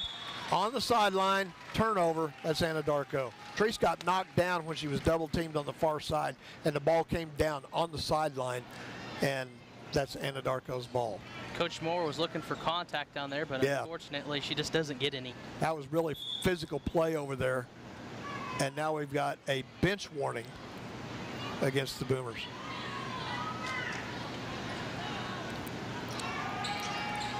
Miller plays the ball into Saldana, guarded closely by Cope. Cope's really pushing her out high. Jackson inside, dumped in, and she'll be fouled. She was double teamed inside, Ibarra in the back, Mendel in the front, and they're going to call Lexi Mendel for the foul, and that's her 3rd. 4th team foul, and going to the line will be Ivory Miller. First shot from Miller's good. 3rd point of the ball game, and now it's a 6-point lead for the Lady Warriors. Miller will eye the basket. 2nd free throw off the back of the rim, rebounded by Ibarra. She's trapped down low, gets the ball to Treese. Now Treese is going to be pushed toward the sidelines, and I believe we're going to have a foul called on Heaven Haywood. That time Treese was able... That's not Haywood, that's Jackson, I'm sorry. That time Jocelyn Treese was able to kind of body her way up against her defender and kind of almost threw her to the floor in a way, but gets the foul. That's the 5th foul, so Treese will go to the line to shoot 2. 2nd foul on Jackson. Treese at the line, she has 6 points. First free throw's good. It's her 7th. Shedden Walker into the ball game for Jackson, where Jackson's frustrated. 2nd free throw by Treese is good. They called a lane violation, so it's not good. Said that she stepped on the line. 25-20 in favor of Anadarko with 4:09 to go here in the third quarter. Saldana will walk the ball up the floor. She'll be picked up by Cope when she steps into the front court. Goes to the left. Knocked away momentarily by Cope. Chased down by Saldana. Now she goes far side to Haywood. Haywood tries to drive inside and she traveled. Good job by Keely Cope right there as she forced the travel on Heaven Haywood, and it's Boomer's ball on the near side. Cope got right up in her grill that time and forced the turnover. I can see the aggressiveness. Cope gets it into Treese. Treese handling the point guard duties here early in the second half as she brings the ball up the floor. Tried to go baseline right side to Riley Moore, and it's knocked out of bounds by Haywood. Boomers play it in on the far side in front of their own bench, trailing by 5. 3:44 to go, third quarter. Mendel looks, now Treese pop out and get the inbounds pass. She'll be covered by Saldana. Dribbles down right baseline, back out top to Cope. Cope looks at the three, pulls it back, comes near side to Mendel, back to Cope at the top of the key. Now the Boomers work the ball around the perimeter. Treese will dribble right, crossover dribble back inside. She has it knocked away. The ball's on the floor. We have a jump ball. It'll be Boomers. She had the ball knocked away. Saldana went to the floor. Treese just dived right in there and was able to tie the possession up. No, wait for Treese to get the effort to dive for that ball and keep it for Woodward's possession. And yeah, we're going to play it in on the side. Mendel will play it in for the Boomers. Waited a little long. The ball's knocked away by Haywood, picked up by Haywood, drives down, throws it into the bottom of the backboard and knocked out of bounds by Moore. Good defense there by Moore, hanging with her every step of the way. Lexi waited just a little too long on that inbounds pass and gave Haywood a chance to recover. Now Haywood will play it in. Looks inside for Hightower. Now Hightower pops out left side, left baseline to Haywood, and she hit the three. No one guarding her, all alone. Heaven Haywood with her first points of the ball game. It's a three-pointer, and now we have a double dribble turnover called against the Boomers. They're down by 8. The pressure is starting to get to the Boomers just a little bit here in the third quarter. 3:03 to go, third quarter, 28-20 in favor of Anadarko. Haywood gets it in near side to Hightower. Back out top to Saldana. Now we have Hightower near side. Saldana top of the key. Comes near side to Haywood. Goes back to Walker. Inside to Jackson, dishes it to Haywood. She drives down right side. Good job down there as she was shut down. Treese gave backside help and forced Haywood into the travel. Good effort there by the Boomer defense coming up there with a turnover. Brianna Johnson will check into the game now in place of Heaven Haywood. Anadarko stays in their full court man pressure. Ball comes into Treese. Had to pick up her dribble. Now she gets it to Cope. Dribbling down the right side into the front court. Now she's run into on the far side by Saldana. Saldana couldn't get it shut down and just ran into Cope. And Keeley will go to the line to shoot 2. She didn't really mean to run into Cope, but as soon as she did, she kind of jumps up and down and claps her hands. She was running down the court full speed, looking at Coach Graham, getting instruction from him, and when she turned around, there's Keeley. She ran over her, so Keeley gets to shoot 2. The senior, first free throw is stuck. Literally stuck to the rim backboard. I don't know how that happens, but you see it a lot. That ball is just stuck in the... So does that count? That's what I want to know. First free throw is no good for Cope. Into the game is Ava Pabeshi. She'll check in place of Saldana. Cope will shoot her second. Shots on the way, off the back of the rim, rebound. Riley Douglas Fisher hustles out there to pick that one up. She's trapped in the corner, goes inside to Mendel. Mendel tries a reverse layup, it's no good. Rebound by rebound by Miller rather. Now dishes it down low to Walker, who's back in the ball game for Anadarko. Hightower to Jackson. Jackson drives down right side.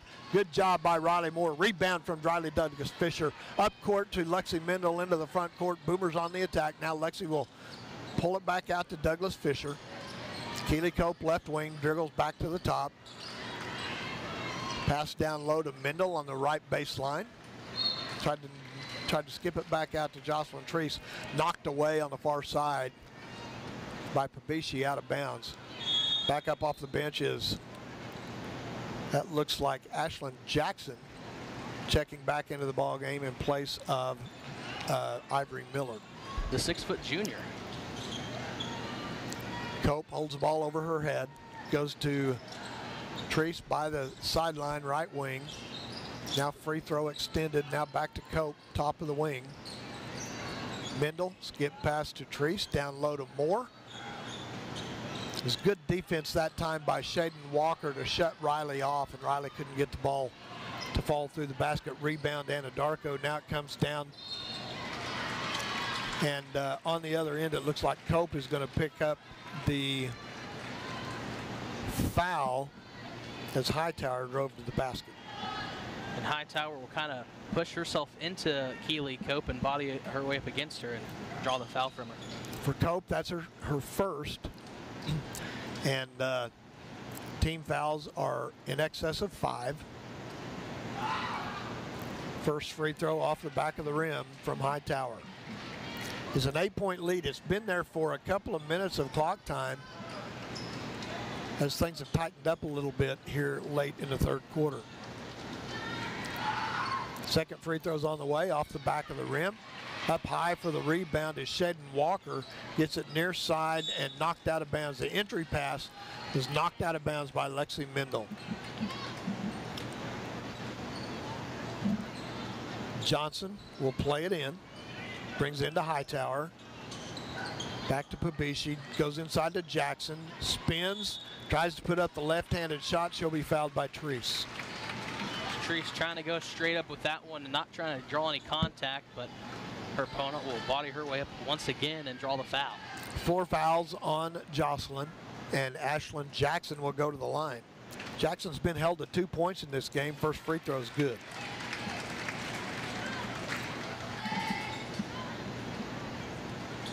Emma Heckert up off the Boomer bench. She'll check in.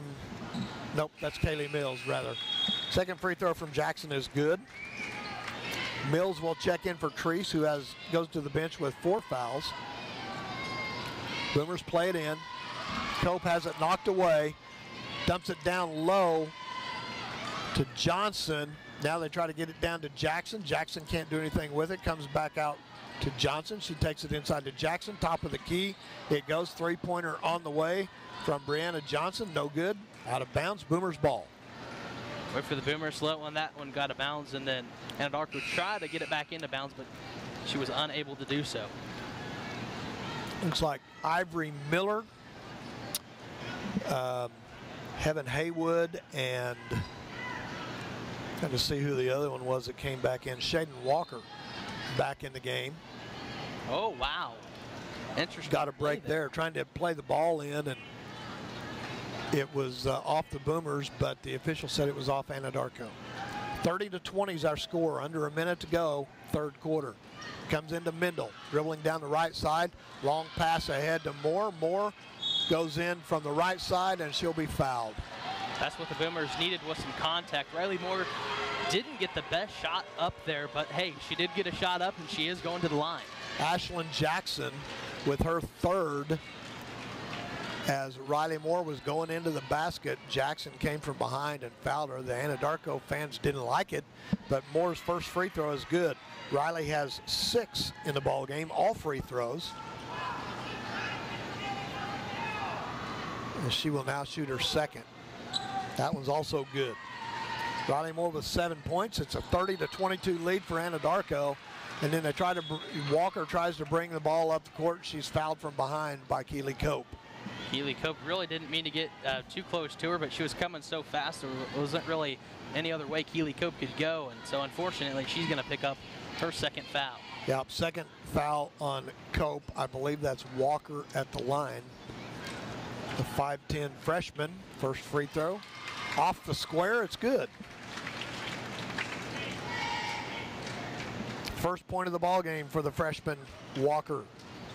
31-22, a 9-point lead with 48 seconds to go. Second free throw from Walker's off the back of the rim. Rebound by Mendel, and she's knocked down. Oh, and they say she traveled.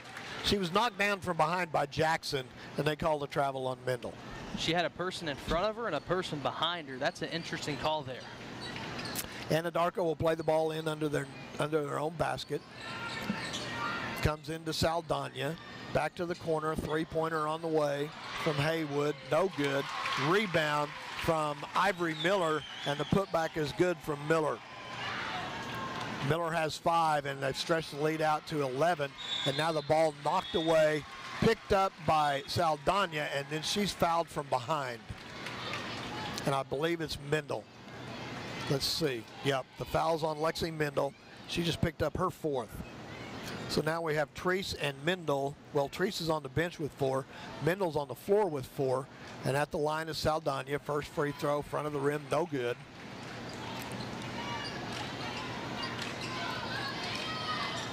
.27 seconds to go in the third. Second free throw. Lane violation against Anadarko. That will allow Hightower to check back into the ball game, as she will come in for Jackson. Boomers with the ball, 27 seconds to go. Riley Moore will play it in. Gets it into Cope, left-handed dribble, dribbling down the left side, being pushed. She was pushed by Haywood all the way down the floor, and then they say that Keeley dribbled the ball on the out-of-bounds line. Anadarko into the backcourt. Saldana. Cope knocks it away. Saldana chases it down. Keeley's all over her in the backcourt. Now the ball comes near side to Miller. Miller gets it to Haywood. Haywood back to the top of the key to Saldana. Knocked away by Cope. Picked up by Briley Douglas Fisher. Fisher all the way to the basket. Lays it up off the left side, and it's good. Briley Douglas Fisher with her 7th point of the ball game at the buzzer, makes it 33-24 into the third quarter. We'll be back for the final period here in Anadarko. You're listening to Boomer Basketball on Z92.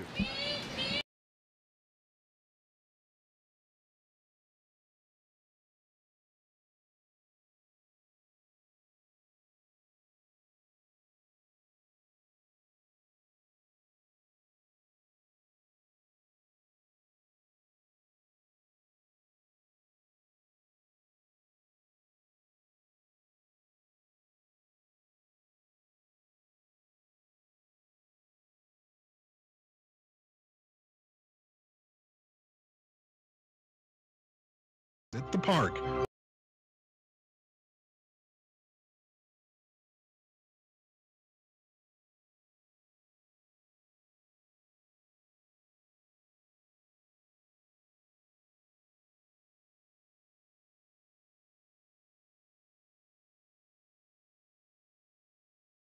And nightly at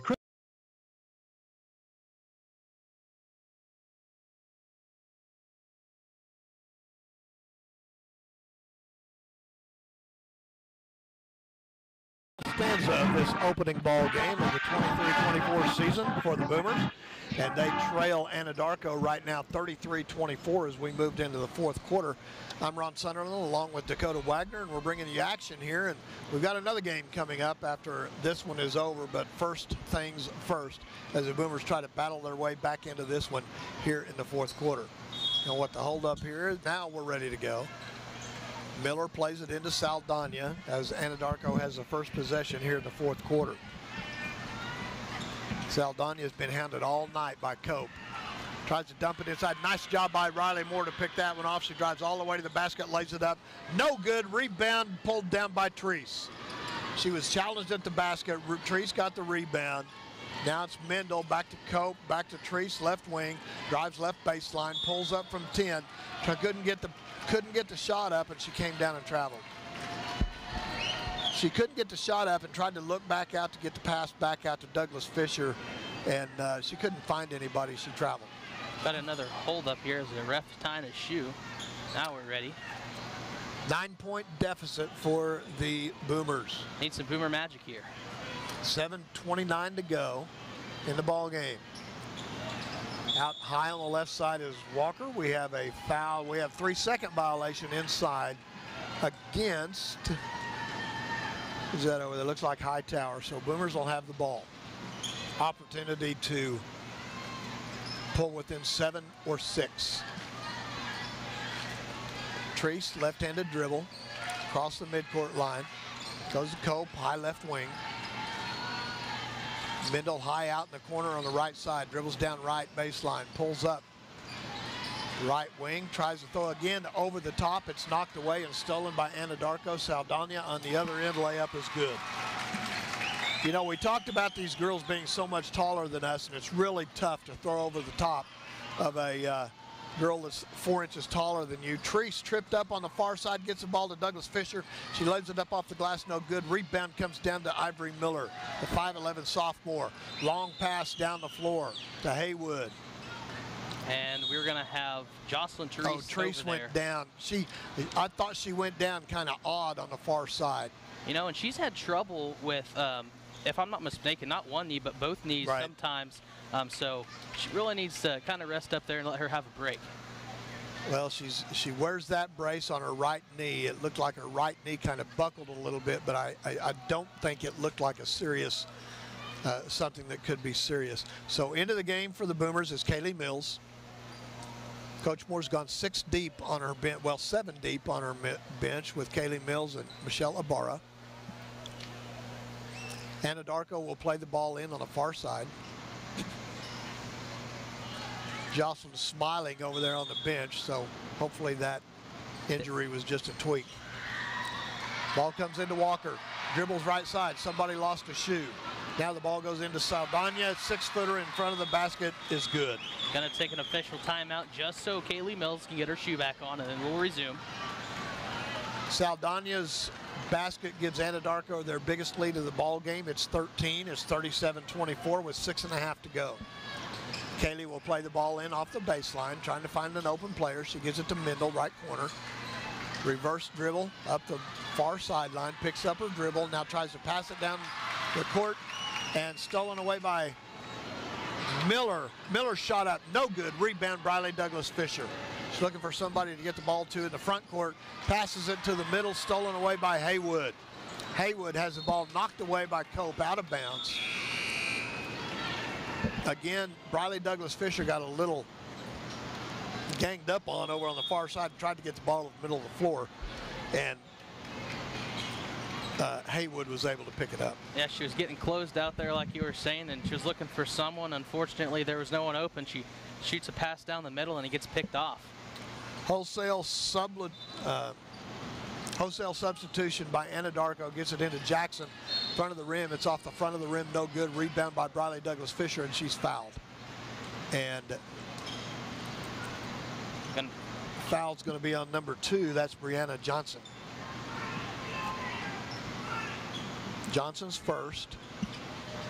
Second team foul for the Warriors here in the fourth quarter. Entry pass knocked out of bounds by Ava Pabishi. Boomers will play the ball in once again under the Anadarko basket backcourt. Cope trying to find somebody, and Moore gave a fake one way and cut the other way, and the ball was thrown deep where she initially made her move, and it's a turnover for Anadarko. Ball goes left wing to Johnson. Inside on the block, that's Tasia Hightower. Rebound comes down to Moore. Now we have a whistle. Foul on number 22, Tasia Hightower. That's her first. I believe that's a third team foul in the fourth quarter against Anadarko. Cope gets it into Mendel. Returns, gets it up court. Throws it to Briley Douglas Fisher. It's through her hands, out of bounds, and will go back the other way against Anadarko. Boomers here are getting a little frustrated. It looks like out on the court. They're going to have to kind of calm down and try to get their head back in this one. Well, one thing you've got to realize also is that the Boomers have gone 7 deep in their lineup. Anadarko, Coach Graham has gone 10 deep in his. He's got fresh legs on the court. Good job by Douglas Fisher on Jackson. The ball was knocked away. Rebound came down to Ashley Pulaw. And then we had a tie ball, jump ball on the miss by Pulaw, and it'll be Boomer's ball. You've got Cope, Mendel, who have not had much of a break at all in the ball game. And then, you know, Douglas Fisher's had a couple of short breaks, as has Moore and Treese. But, yeah, these girls have been in a ball game almost the entire time. Comes into Moore, near side. Lead pass up front to Mendel. Into the front court, picks up her dribble. Again, tried to go throw over the top, and Pabishi picks it off. It's going to be Keely Cope, I think, picking up a foul. I believe it could be someone else, though. Looks like it's Cope. She picks up her third, gives the ball to Anadarko. That's Ava Pabishi bringing the ball up the floor. Gets it far side to Johnson.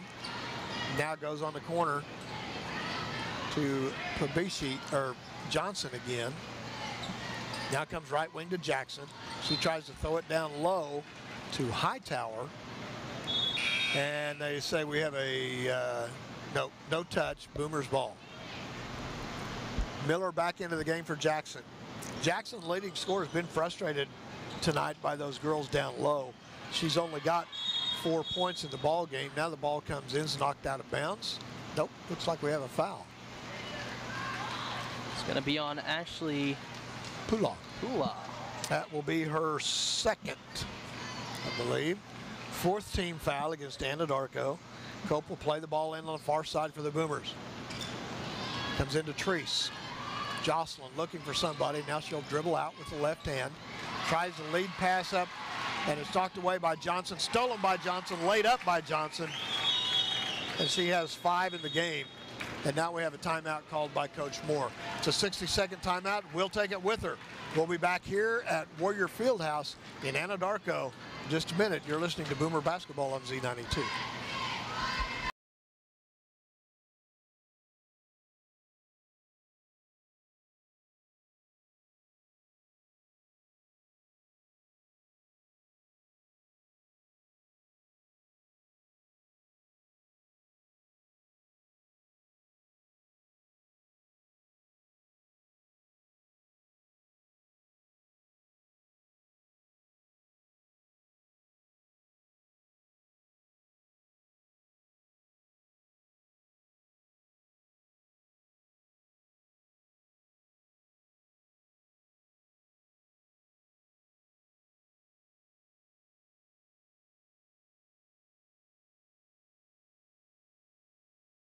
Warrior Fieldhouse. It helps when you turn your mic back on.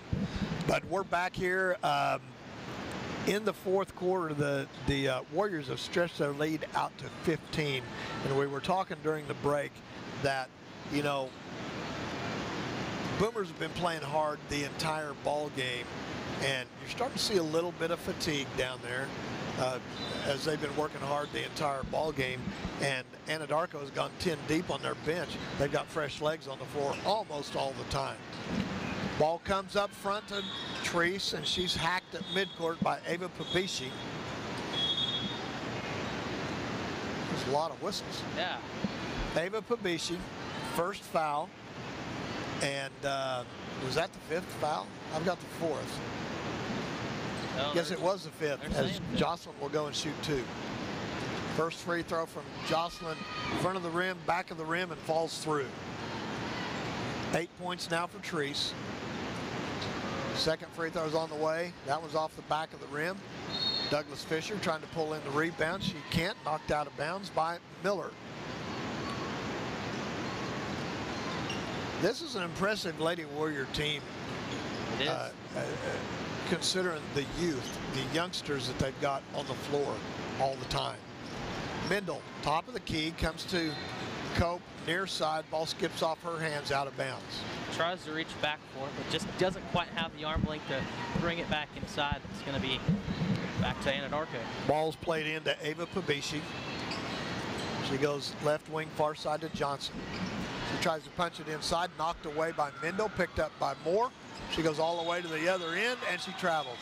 She tried to do a jump stop and just took that one little hop step and got the travel call. The basket was good, but it doesn't count. Riley knows. Coach Moore was excited there, and then after the call, she just kind of teaches her a little moment there. And Pula now will bring the ball. No. Yep. Nope, that's Fabici bringing the ball up the floor. Top of the key now to number 12. That's Pula. Goes to Miller. Miller will back it out. Comes back out top now to Haywood. Haywood down low. Hightower. She kicks it back out. Haywood drives right, reverses dribble, steps inside, and she travels. Good defense that time from Cope and Mendel. Caused the turnover by Haywood. Boomers play it in. 3:37 to go. They trail it by 14. 39-25. Mendel, left-handed dribble into the front court, tries to pass it down to Douglas Fisher, hits her in the foot. She chases it down, gets it to Keely Cope. Cope is fouled out front by number 15, Heaven Haywood. Cope will go to the line to shoot two. Seems like ever since Keely Cope has made the move from, I think, Fargo Gage to here, she's really progressed in her game, and you're getting to see a look as right here. She's been more aggressive. And she's now at the line to shoot 2 free throws. First one's good. Cope with her first point of the ball game. Second free throw upcoming. That's also good. Cope with 2. Draws the Boomers within 12. 3:20 to go in the ball game. Saldana comes near side to Hightower on the wing. Back out top of the key. Haywood. Rebound pulled down by Saldana. Back out to Haywood in between the circles. She's guarded by Mendel. Boomers back into their man-to-man defense. Goes inside to Miller. And again, Riley Moore does a good job as a rebound comes down to Riley Moore. Boomers will set their offense. Treese dribbles all the way out by the Warrior on the court, almost at midcourt. Now she'll dribble left, go one-on-one. Dishes it to Mendel, left baseline. Skip pass to Moore, knocked away by Miller, and Miller can't control it. Knocked away, picked up by Riley Moore in the backcourt. Comes up to Cope. Ball's off her hands, off her foot. And Coach Moore's trying to call timeout. We've got a jump ball. It'll be Anadarko's ball.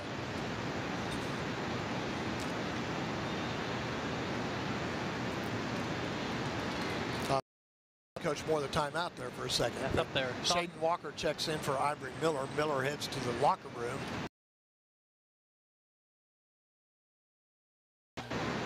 Now Hightower gets the ball into Jackson. Comes near side to Saldana. Back to Hightower. Left wing it goes to Walker. Walker back out to Hightower, top of the key. Now Anadarko will begin to work the ball around the perimeter, take their time. Hightower dribbles down left baseline. Kicks it and a travel. Hightower got the ball, took a jab step and traveled on the left wing and gives the ball back to the Boomers. Boomers could cut it to 10 or single digits with this trip. 1:58 to go. Up off the bench is Brianna Johnson. She'll check back in. I believe that was Hightower. Treese working against Walker. She beats her into the front court, and then the ball's knocked out of bounds by Walker. Still Boomers ball. Treese has the ball in the backcourt. She'll dribble right, and we have a foul. Oh, we've got an offensive foul against Keely Cope. I did not see that. Yeah, she tried to set a screen there and just unfortunately drags the bottom foot. They're going to call it a moving screen like you said. Yeah, her trail foot as she was trying to set position. She drug it just a little. That's the 4th on Keely. Only the 2nd team foul in the 4th quarter for the Boomers. Saldana into the front court, goes to Johnson. Far side, comes back near side to Hightower. Back to Johnson. Johnson will stand up there and dribble. Saldana, top of the, knocked away by Cope, into the backcourt. Chased down by Saldana. She'll come back, dribble down the right side, lay it up, knocked out of bounds. Good defensive effort there by Keely Cope as she'll come out of the side and knock the ball out of her hands. Yeah, good recovery by Cope to come from the backside and knock that ball away. 39-27 is our score. 1:18 to go in the ball game. Saldana has the ball off her forehead, then knocked away by Cope. She chased it down. Cope knocked the ball out of bounds. And that's going to be the 5th on Keely Cope, and that's going to end her night. Unfortunately, good defense there, just too much pressure and too much contact. They're going to call that foul on Cope. You know, Keely's one of those who's really, and she's got to understand that she has played extremely hard. A lot of positives. There's some discussion down there about, and it is the 5th. They had to go to the official score to make sure. More than that, she came out and played extremely well on the defensive end and also advancing the floor for the Boomers. And now up off the Boomer bench will be Lily Luckett, the senior. She will check into the game in place of Keely Cope. 1:13 to go in the ball game. 12-point deficit for the Boomers. Hightower plays it into Saldana. Saldana got away with the push. Over across court to Saldana. Saldana goes down low, knocked away by Moore, and that's a foul. Hightower put up the shot, fouled by Moore, and that'll be 5 on Riley. So within 30 seconds, you retired 2 of the Boomer players, and off the bench is probably going to be Michelle Ibarra or Kaylee Mills. At the line to shoot 2. First free throw. That's what I thought. I only had Moore for 4, and so do they. Okay. So Riley is not out. Hightower's first free throw no good. Second free throw on the way, front of the rim. Up high is Hightower to pick that one off. We're under a minute to go. 39-27 in favor of Anadarko as they move the ball around the perimeter, not getting in any hurry. It's kind of taking their time. 45 seconds, goes to Jackson at the free throw line. Jackson dribbles left. So pitch it out there to Walker over on the sideline. Almost stolen away by Luckett. Picked up by Saldana. Comes near side inside to Jackson, and that will be her 5th. Riley chasing through the lane and just got tripped up. That will be 5 on Riley Moore. She was looking down the court for that ball, trying to get a pick. Unfortunately, like you said, that momentum and everything gets tripped up, and that's her 5th. Riley finishes the game with 7 points for the Boomers. Jackson at the line. That's her 6-foot junior. Second free throw is good. 41-27, a 14-point lead for Anadarko. Douglas Fisher into the front court, tries to dump it down low to Ibarra, off her hands, out of bounds. So the Boomers are going to come up short in this first ball game of the season. Anadarko Lady Warrior team. Hightower will stand with Ibarra, won't go out. We'll just let her stand there. Now they go out and pressure.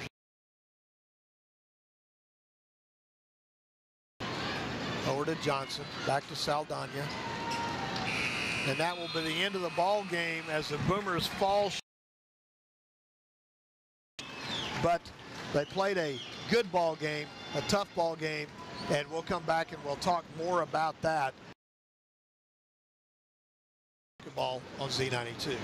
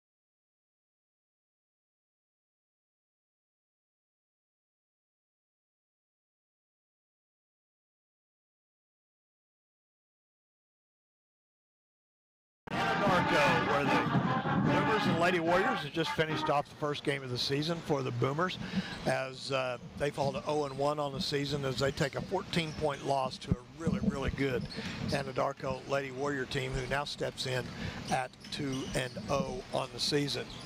For the Boomers, scoring looked like this. They were led by Jocelyn Treese with 8 points. Riley Douglas Fisher and Riley Moore both had 7 points in the game. Lexi Mendel scored 4, and Keely Cope rounded out the scoring for 2 points. For the Anadarko Lady Warriors, they were led by Ashlyn Jackson, but she only had 6 points, but they played a lot of players. There's a lot of players that scored points in this ball. Saldana had 5, Miller had 5, Brianna Johnson had 5, Ivory Williams had 4, Pulaw had 4, Kevin Haywood with 3, Mia Tarza with 3, Ava Pabishi with 2, Amanda Pabishi with 2, and Shaden Walker rounded out the scoring with 1 point. 27 decision in favor of the Lady Warriors, but I think it gives the Boomers some work on. We had some unforced errors that we need to be able to cut down, but we kind of hung our hat on defense. Now they take a look at just the first game that Anadarko played against Altus. I mean, that's a 53-16 win for Anadarko. Our team is really something. But hey, you got to give a good shout out to our girls. They played strong defense. Although there wasn't a high scoring game, I feel like they could do what they could do against the height and Anadarko had. But at the end of the day, you go back, you take a look over at film, and you get ready for the next one. It was a good effort here by the Boomer defense and the offense. They have to find some players that can come in. We went 7 deep on our bench. Find some more support from some of those other girls to let us have fresh legs late in the ball game. Probably need to develop a shooter a little bit more. Can you teach shooting? Can you not? Well, my belief is that you can make a shooter a better shooter, and we can do that with. So, you know, take care of the ball. Establish a little bit more shooting. Right now is that we need to establish an inside game, and you know, we've got time. Got to travel down to Eagle territory, and that's against Woodward, and Woodward's going to have to figure out a way over until Tuesday how to work and get out of the press. That's a major thing that really broke them down tonight. I'm pretty familiar with the Woodward team, as I have a niece that plays on the girls team and a nephew that plays on the boys team, and wow, they are double tough, and they are both boys and girls are favorites for the state tournament again this year from Western Oklahoma. So we'll see how that goes on. Coming up here in just a little bit, the Boomers and the Warriors, and it's got the makings to be a pretty good, fast-paced, hard-fought ball game. We'll preview this next ball game. You're listening to Boomer Basketball on Z92.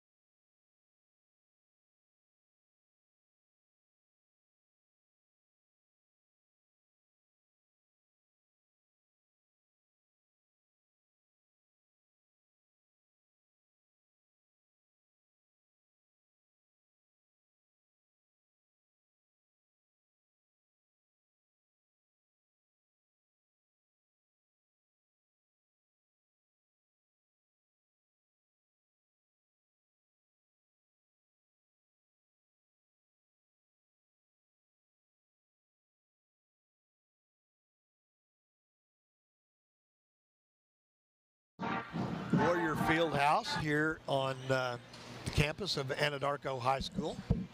And I'm Ron Sunderland along with Dakota Wagner. And now we move to the second. The Boomers will be taking on the Anadarko Warriors. Altus the other night, and they came away with a wrong one. 7, I believe, was the score the other night for Anadarko against Altus, and it was right in here at home. So anyway, we're about ready to new head coach, Kayla Gaines, and she's also got a couple of pretty good assistants who are also Boomers. Jeremy Bowers is an assistant, and then Drew Hickman is also an assistant for the Boomers. So another good, strong coaching staff for the Boomers here in this second ball. Try to match up against these fast-paced, high-powered Warriors. Mentioning the new head coach Kayla Gaines in her first season as the boys head coach. The only returning staff is going to be Andrew Hickman. As you mentioned, you know, this boys team lost a pretty big key piece last season into moving of Cash Shipley to Alva. And so, you know, you take a look, step back at this year, where is that big guy going to have to come from? Who is that guy we're going to have to call on? You know, we have a couple in mind. We have Ethan Neal, Carter Reed, Connor Price, Ace. Season he played basketball, but I think he decided it really wasn't for him, as he wanted to focus more on football. But you know, we have him back. Boomer basketball team, I wasn't so sure about them at the beginning of the year, but now I take a look. I've been to. They're another team that's going to push the ball up and down the floor and try. You know, you've got Carter Reed, who is now a 3-year starter for the. Since he was a freshman. You've got Caleb Luthi, who's a senior, Ethan Neal, who's a senior, and those guys are going to have to step up and have some leadership. One guy that we haven't talked a lot about, we saw him a little bit last year, it's sophomore Gage Hutchins. He's going to step in a starting role this year, and he's going to be, you know, he's going to have to not play like a sophomore. He's going to have to be a junior from right off the bat. And Connor Sunderland, and what is Connor? Maybe 6'4" now, and he's probably still growing. Last year, and a lot of good experience. He's intense. He's physical. Good footwork down low on the block. In this offense from Coach Gaines this year when they come out.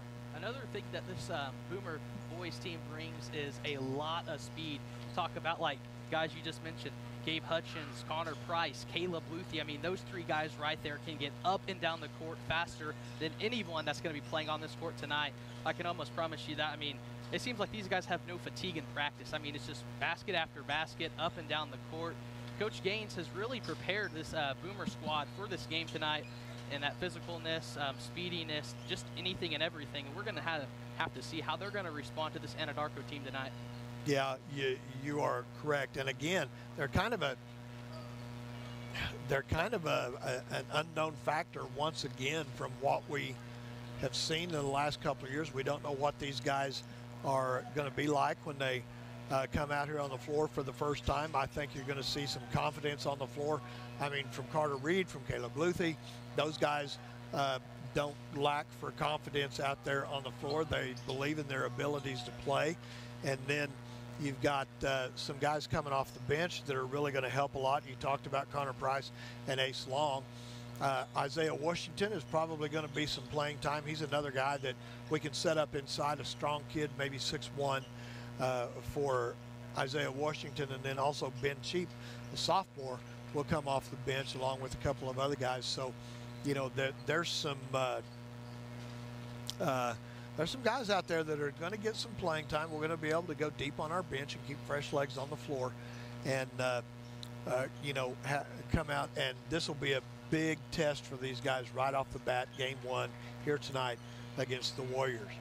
We'll take a break here in our pregame show. We'll come back and be ready for tip-off in about a minute and a half. You're listening to Z92.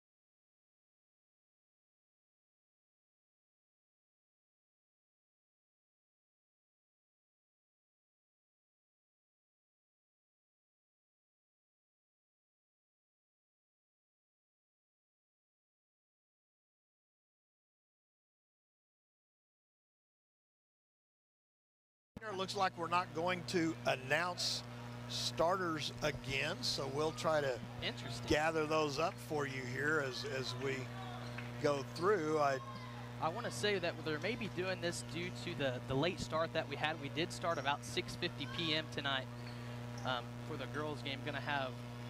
I'm trying to look down here and see who the starters will be for Anadarko. Got number 5 out there. That is going to be Javon Bray, number 30. Jordan Tip goes in control of Anadarko. Bray in the backcourt, dribbles down in the middle, hands it off to, I think that's Kange. We'll call him, I don't know, C-A-N-G-E. We'll call him Kange, Jordan Kange. And now the Boomers make the steal into the front court with Carter Reed. Goes back to Luthi. Far side to Hutchins. Back to Reed. This is going to be a lot higher paced ball game than what we saw earlier. Inside to Connor Sunderland. He puts it up. It's blocked by Kange. Saved on the far side to Hutchins. It's saved into Kange for Anadarko. He's at the top of the key. Now dribbles inside. Dumps it off near side to Caleb Shook, who puts it up off the glass for 2. Starters for the Boomers. We have Caleb Luthi, a senior. Carter Reed goes inside. Lays it up. They say he traveled. Yeah, I think he tried to do a little hop step there, and they're going to count him for one too many steps. Caleb Luthi, the senior, Ethan Neal, the senior, Carter Reed, the junior, Gage Hutchins, the sophomore, and Connor Sunderland, the junior, are your starters for the Boomers. Near side, Jabin Bray has the ball, and we have an offensive foul, and I can't see the fingers come up down there. It's number 21, Caleb Shook, with his first foul, and that gives ball to the Boomers. Goes in far side to Luthi, comes back to Reed near side. Hutchins Sunderland baseline for 3, no good. Rebound comes down to Anadarko, ahead to Bray. Bray lays it up, left side, it's good. 4-0 now in favor of Anadarko. Boomers into the front court. Carter Reed brings it down, lays it up, left-handed layup, and it's good. Carter Reed with his first 2 of the ball game is 4-2, just underway here in this ball game. 6.5 to go, first quarter. Bray tries to drive in far side, and he's going to get the reach-in foul. I believe it was Hutchins. Let's see. Nope, he put one hand up there. We'll see who it was. Ethan Neal? It was Ethan Neal, his first foul of the game. Anadarko plays it in. Off the front of the rim, rebound comes down to Anadarko, and on the near side, laying it up is Troy Pendarvis, and it's his first points of the game, and it's 6-2 in favor of Anadarko. Reed has the ball, free throw line extended, right side, dribbles down to the block, tries to dump it off to Sunderland, and he's going to be fouled. Nope, they're going to call that one on Carter. They're going to call a charging foul on Carter Reed. Ace Long's into the game now for Gage Hutchins. Long's the sophomore, replacing the sophomore Hutchins. And we just had a horn for some reason. One thing we haven't mentioned about Anadarko, their coach, Doug Schumpert, has been around the game for quite some time. Oklahoma Coaches Association Hall of Fame. He has, and we'll talk more about that here in a minute as Cairns goes inside, tries to dump it off down low, stolen away by Carter Reed. Reed gave up his dribble. Now he gets the ball to Luthi. Luthi attacks, top of the key, dumps it off to Long, right side. Now they kick it out. Baseline, Ethan Neal for three, no good. Rebound to Bray. Quickly back the other way, run down by Ace Long, and Bray will pull up in between the circles and set the offense. Now he dribbles right. He tries to take the ball down to Cairns on the right baseline. Cairns made a cut. Ball was thrown out of bounds. Boomers ball. Good defensive pressure there by the Boomers to force that one out of bounds. Ball comes into Luthi. He directs the offense. Got Sunderland down low on the block. Now he pops out left baseline. Back to the top. They try to, Neal tries to dish it off inside to Long. It's thrown away. Cairns has it knocked away, picked up by Bray. Bray steps inside. He traveled. Well, Coach Doug Schumpert, and here we go. 5 new players. This is going to be fun. Same thing you saw tonight in the girls' game for Anadarko. 5 in, 5 out. Yep. And Coach Doug Schumpert, we talk about him. He is the Oklahoma State high school leader in victories through his career with 786 victories. Wow. That's quite a resume for Coach Doug Schumpert. And he's not in any danger of quitting either. He'll be around for a few more years. Reed brings the ball near side to Neal. Neal looks inside to Connor. Back out to, that was Luthi. And now we're going to get Neal called for a foul on the rebound. Second foul on Nathan. 6-2 is our score. 4:44 to go in the first quarter. Hutchins back up off the Boomer bench. He'll check in. Bringing the ball up is Roosevelt Lone Wolf. He goes right wing out there to Wesley. Back over to Walker for 3. It's good. My mistake, that's Joseph Wesley for 3. Luthi into the front court, pulls up. Right wing for 3, no good. Connor Sunderland with the rebound. He backs in, now gets it back out to Luthi. Luthi drives the left side, lays it up, no good, but he's fouled. Luthi drove down the left side using his quickness. He's fouled in there by number 14, Jacoby Talent. Talent's first. And that sends Luthi to the line to shoot 2. 9-2 in favor of the Warriors. Luthi's first free throw is good. There on that play, Connor Sunderland kind of stepped in to make room for Luthi. Luthi tried to do the finger roll off the glass, and unfortunately he kind of rimmed out there, but as you said, he will pick up his first free throw. Makes the score 9-3 in favor of Anadarko. Luthi's second free throw is good. 4:13 to go. Talent, left baseline in three-point territory, dribbles to the right wing. Now he goes back out top to Cameron Burt. Now it's down to Alex Pabishi, three-pointer off the back of the rim. Rebound by Carter Reed. He gets it to Luthi, and we've got a double dribble against Carter. He was being covered up by Alex Pabishi, the senior, on the near side, and forced the turnover. Caleb Luthi's going to get a warning there from the official not to slam the ball on the court. Well, Anadarko will play the ball in on the near side. Talent looking in, gets it into Pabishi. Pabishi guarded by Long. Ace is pushing his defense out pretty high. Comes to Burt. Back out to Pabishi, top of the key. Dribbles down inside, lays it up from the front of the basket. It's good. Alex Pabishi with his first points of the ball game, and it's 11-4 in favor of Anadarko. Luthi dribbles right. Now he'll back out. Goes cross court to Ace Long. Long down to Carter Reed. Reed inside. Now back out to Luthi. Drives down the left side. Puts up the runner. He's fouled. And looks like, well, I couldn't tell. The foul's on number 3, Joseph Wesley. Wait for Luthi to kind of find the contact there and go up with it. Luthi's free throw is good. That's one thing about Caleb. He attacks so aggressively, even though he's not a big guy. He's so quick and he attacks so aggressively that he's going to pick up a few fouls when he does in and tries to shoot that runner. Second free throw is good. Caleb has 4 points. It's 11-6. 3:15 to go, first quarter. Pabishi goes over there right wing to Wesley. Now left wing to Pabishi, back to Wesley inside. Lays it up on the baseline cut. It's good. Good effort there by Ace Long to try to block it. Just goes over the top of his head and in. Good ball movement from the Warriors. Carter Reed into the front court, gets the ball to Luthi, and Coach Gaines wants a timeout. First timeout of the game, it will be with the Boomers, and we're waiting to see.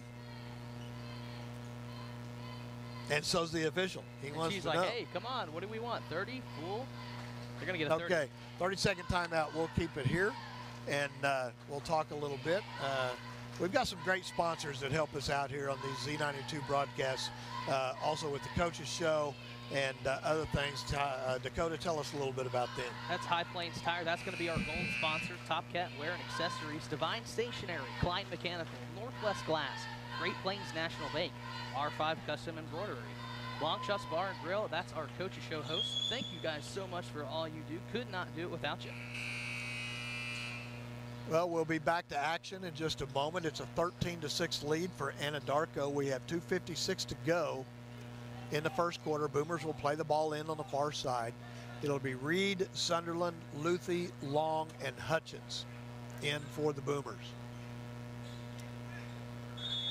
Carter Reed will play the ball in, gets it into Long on the left free throw line extended. Now the ball comes to Luthi, right side, back out to Reed. He'll dribble into the lane, and he is going to be called for, yep, they're going to call Reed for the charging foul as he tried to Euro step inside and got tangled up in there with Joseph Wesley and gets called for the foul. That's 2 on Reed. Into the game for Anadarko now is Jalen Posse. Ball's knocked away. Dish to Sunderland, down low, off the left side, no good. And the rebound comes down to Cameron Burt. Tied up, and it will be Anadarko's ball. Man, a series of turn of events here in this first quarter, and still there's 2:27. Wait, they must have called a foul because Burt's going to the free throw line. He is, and they're going to get it on Connor Sunderland. Didn't see that one. Nonetheless, Connor gets called for his first foul. That's 5 team fouls in the first quarter, which means they'll be shooting 2 every time. Burt with the first free throw rattles around and out, no good.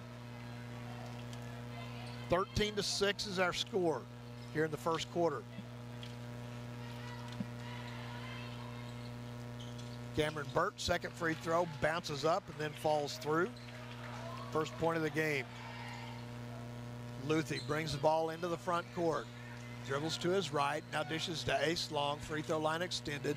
He dribbles down to the baseline, tries to go behind his back, picked away by Joseph Wesley, who dishes it off to Burt, lays it up on the right side, no good.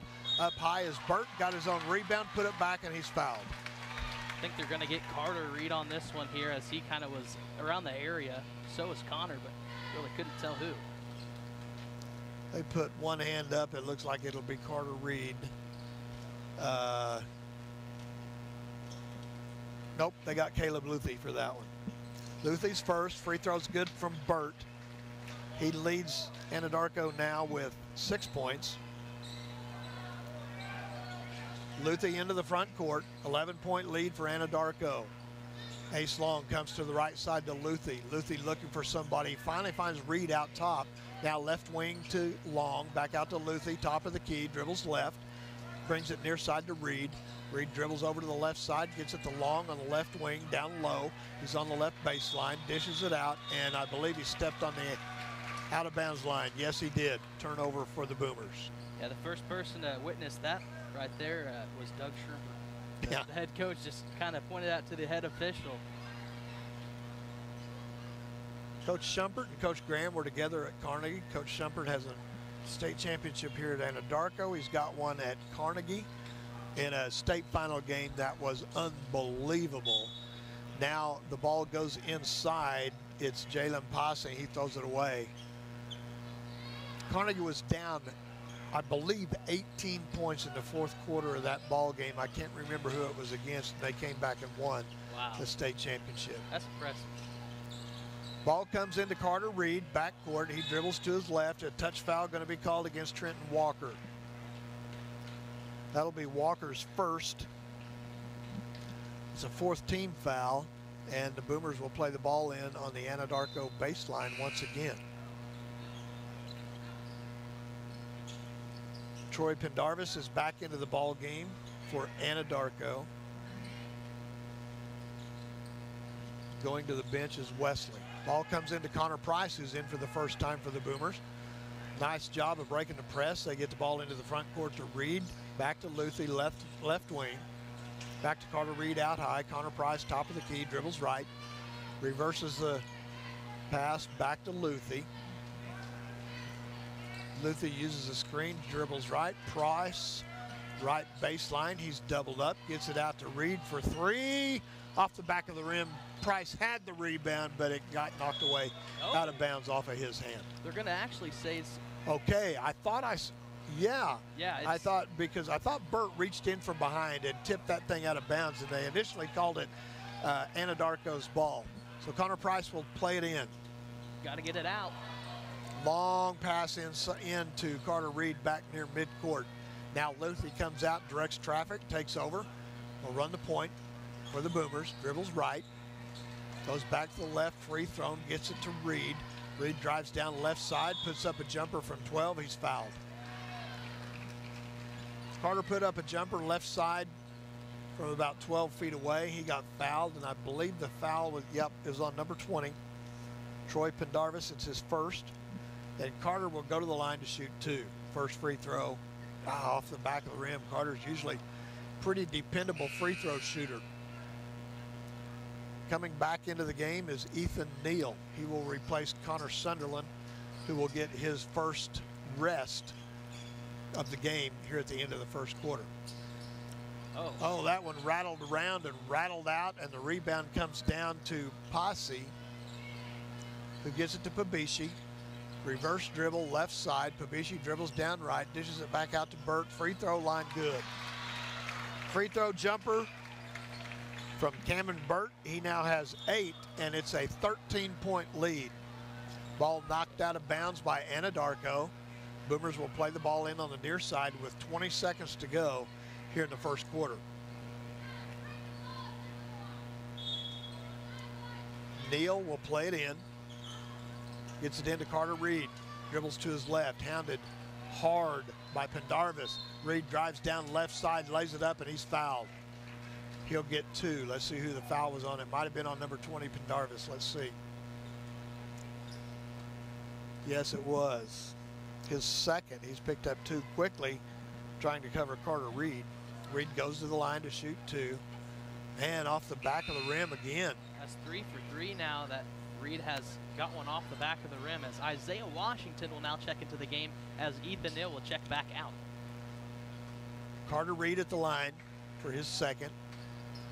That one's off the back of the rim. Man, tough night for Carter from the line. They get the ball to Jacoby Talent, backcourt. He brings it into the front court with 5 seconds to go. He'll drive inside, put up the runner, front of the rim, no good, and we've got a whistle with 2.8 seconds to go, an offensive foul against, I believe it might have been Posse. Nope, it's 14, Jacoby Talent. Second on him. Boomers get it in. They didn't get the shot off before the buzzer. That's the end of the first quarter. Boomers trail at 19-6 to Anadarko. We'll be back. You're listening to Boomer Basketball on Z92.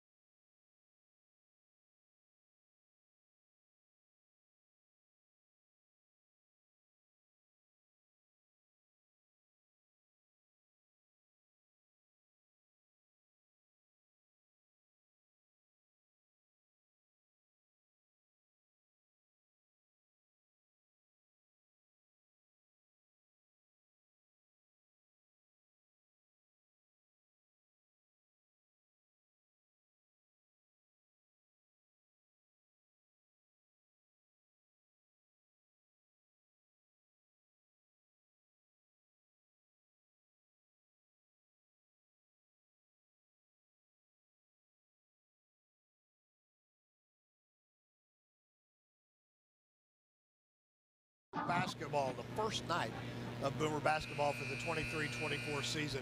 And right now the Boomers have got their hand full with the Anadarko Warriors. It's 19-6 as we open up the second quarter. It will be Boomers ball to start it off. And we've seen the athleticism so far from Anadarko, much like what we expected from this group.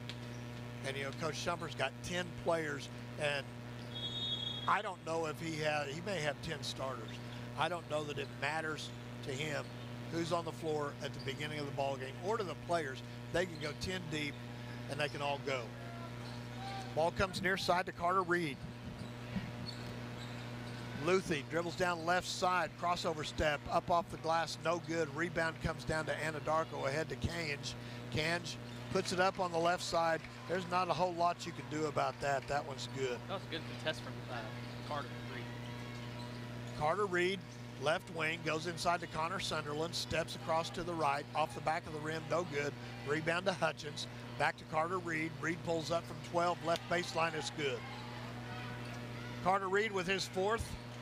Good looking play right there for the Boomers. Nice job by Connor. He just stole that ball away from Caleb Shook as he put up the pass. Lead pass up to Neal. Neal lays it up on the right side, it's good.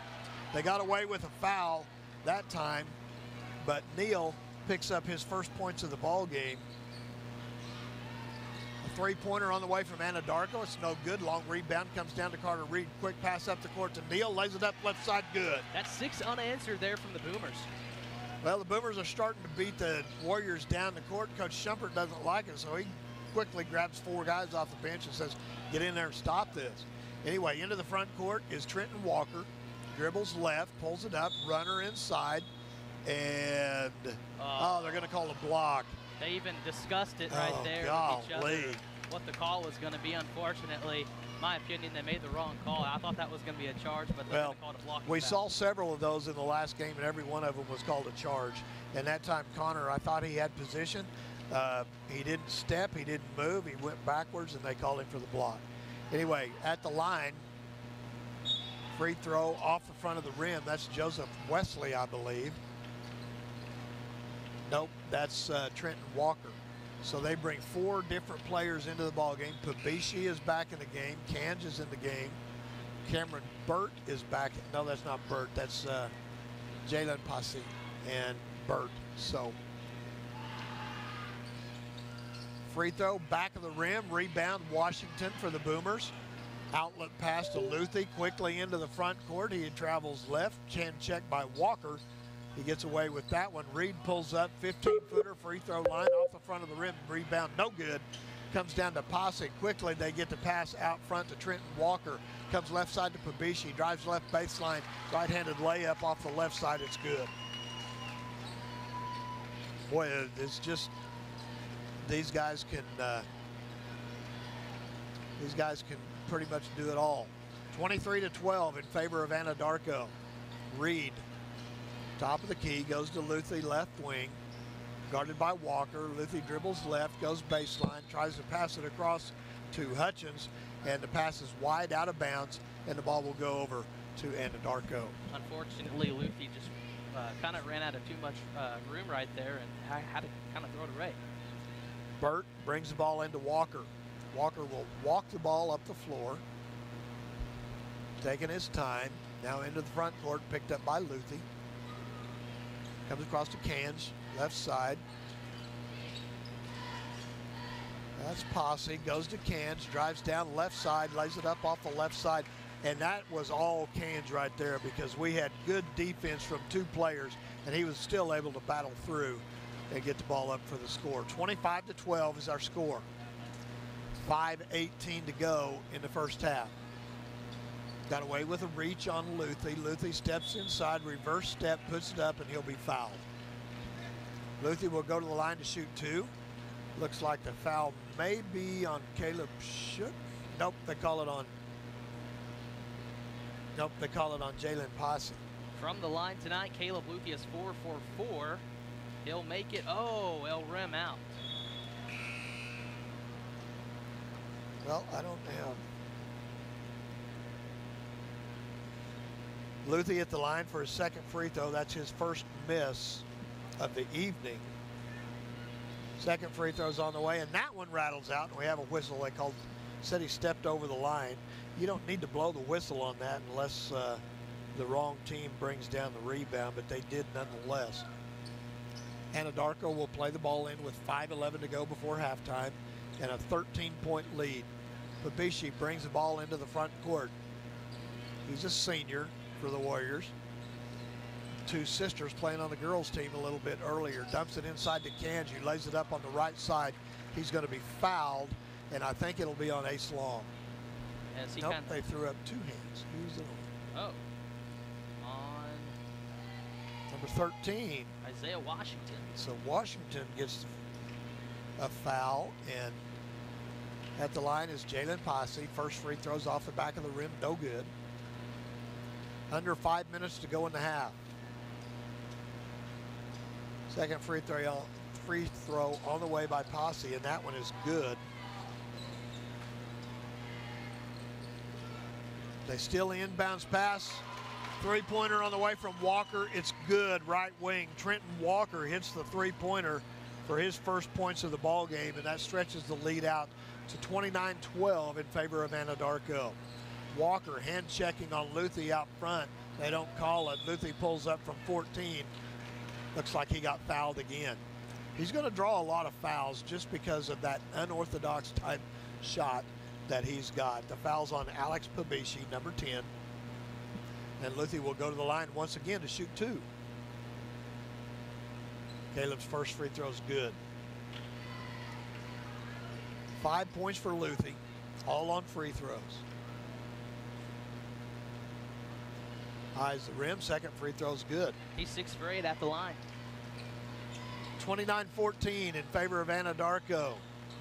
Walker in three-point range, dribbles back out high. Now through the legs, dribbles left, hands it off to Kange, kicks it out to Burt, right wing three-pointer on the way, no good, rebounded by Pabishi. He tried to throw it off of Luthi, and Luthi was standing on the line when Pabishi threw the ball off of him, so it's Anadarko ball. Smart play there for Anadarko. Ball comes into Burt, back out high to Kange. Kange goes down low to Walker, three-pointer, right baseline, it's good.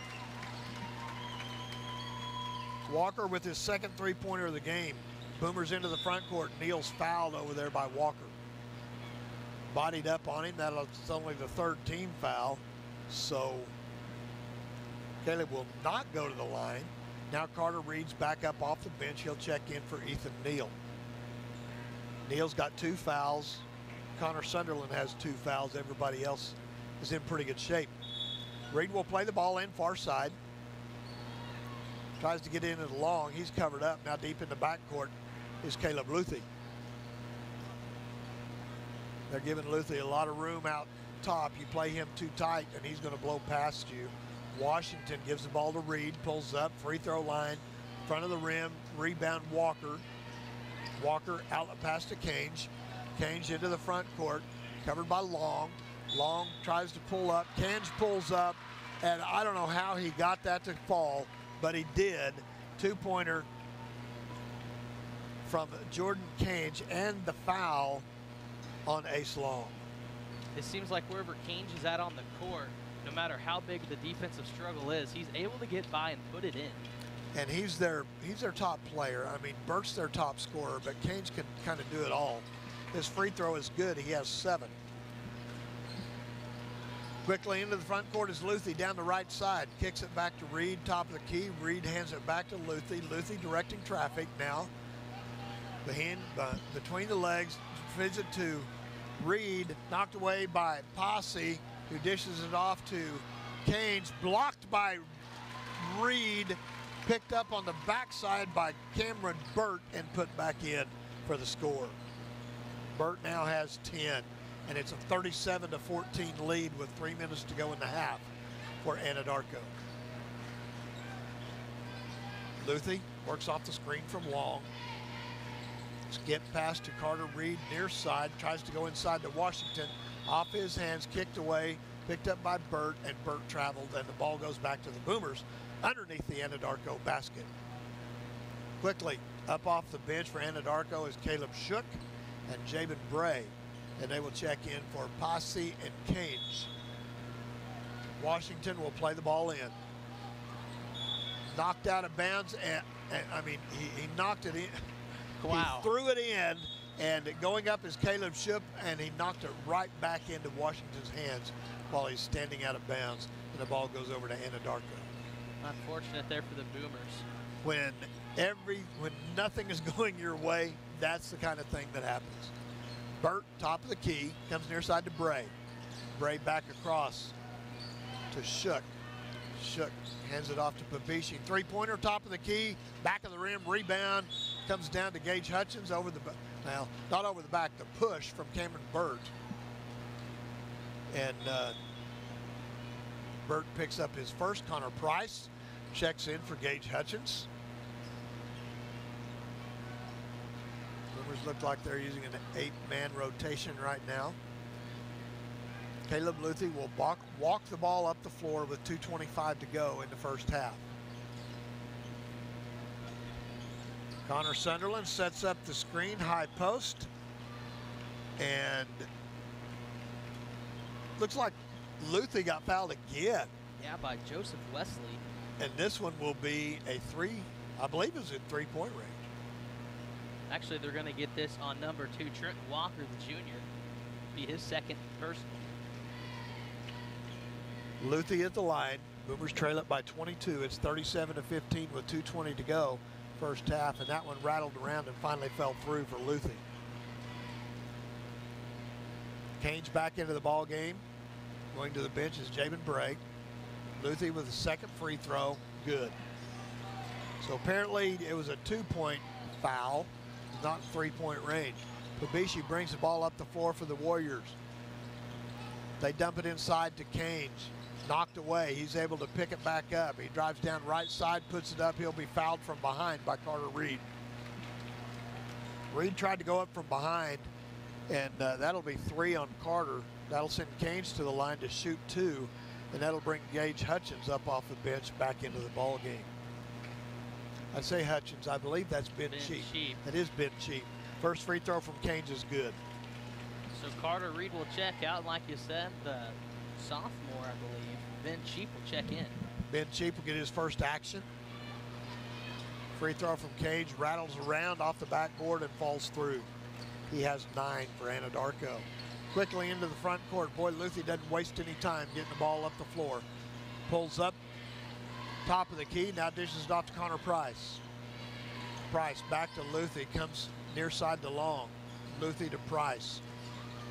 Inside, nice pass inside to Connor Sunderland, and he got tripped inside. I believe it was by Cange. He's fouled. Correct, it was Cange as he was. And Connor will go to the line to shoot 2. Almost had a good look at the and one there, but Cange gets a little too much contact, which kind of affects the way Connor shoots the ball. Was a good pass inside from Connor Price. Free throw from Sunderland is off the back of the rim. and he will shoot his second. 39-17 is our score, 1:47 to go before halftime. Free throw off the back of the rim again. High for the rebound is Cage for Anadarko, and they will bring the ball into the front court with Pabishi. He'll be guarded by Ace Long. Ace pushes him to the right. Now they give it to Cage, circling around, puts up the shot, and he'll be fouled again. I think Caleb Luthi may have got a fingertip on that one, but I don't think the foul's going to be on him. I think it's going to be either Connor Sunderland. Foul is on Luthi. Oh, it is going to be on second. Cage moves around inside, and boy, he's able to draw those fouls. He's now in double figures with 10. Second free throw's good. It's 41-17 in favor of Anadarko here in the first half. 1:30 to go. Luthi drives right, behind the back, over to Hutchins. That's not Hutchins, that's Cheap. Get those two mixed up.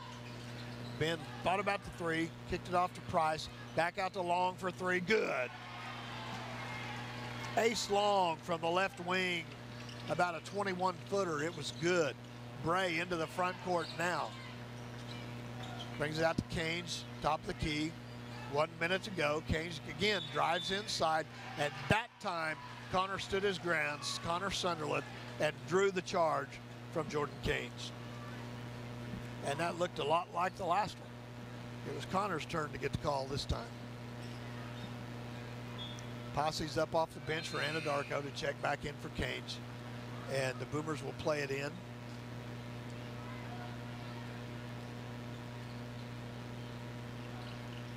Luthi will let the ball roll. Picks it up at midcourt. Clock will start. Left wing to Connor Price. Long three-pointer on the way off the front of the rim. High for the rebound is Cheap. Back out to Luthi. Right side, big step. Puts up the fall-away jumper. No good. Rebound Sunderland. Back up off the backboard. No good. And Shook is able to come down with the rebound, and then he's fouled by Long. Long there kind of beat him to the ball, and when he was going up to get started again, Long was just there and kind of puts it in front of Long, and that's a foul. And that will be a two-shot foul as we're over the five foul limit here in the second quarter. That'll send Pabishi to the line to shoot two. They have a 41-20 lead with 37 seconds to go here in the half. Pabishi has 4. You make it 5 as he hit his first free throw. He'll step up now to shoot his second. That was good also. Price brings the ball up the floor. Gets it across midcourt, comes along, high right wing. Back to Luthi in the middle. Far side it goes to Cheap. Back to Price. Price, a little shake and bake, can't go anywhere. Long dribbles inside. Hop step, gets it up, no good. Rebound Anadarko. Bray brings the ball into the front court, picked up by Luthi. Now it goes back to Napoleon Camp, who is in the game for the first time. Right baseline, Burt three-pointer off the back of the rim, no good. Rebound to Price, and that will do it here in the first half. As the Boomers are on the short end of a 43-20 lead against a very, very good Anadarko Warrior team. We'll take a break and we'll come back with the halftime show. You're listening to Boomer Basketball on Z92.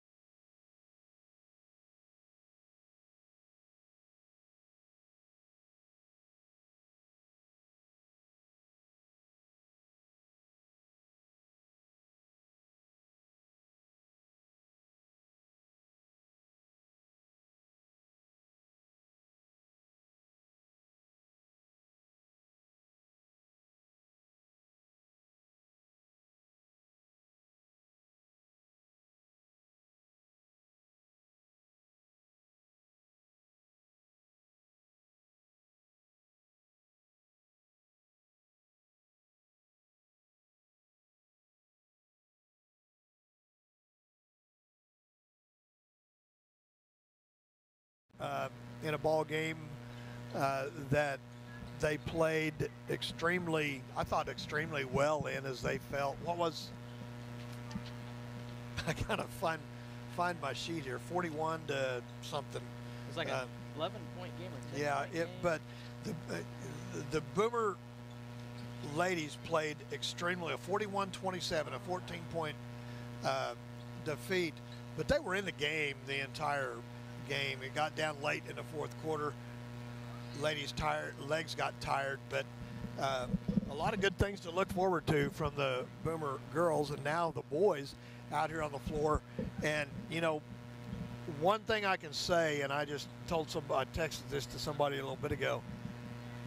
One thing I can say about the Anadarko boys, they are as advertised. They are that good. I mean, this is a team that is favored to go a long ways this year, and I've seen nothing here in the first half to make me think anything any different.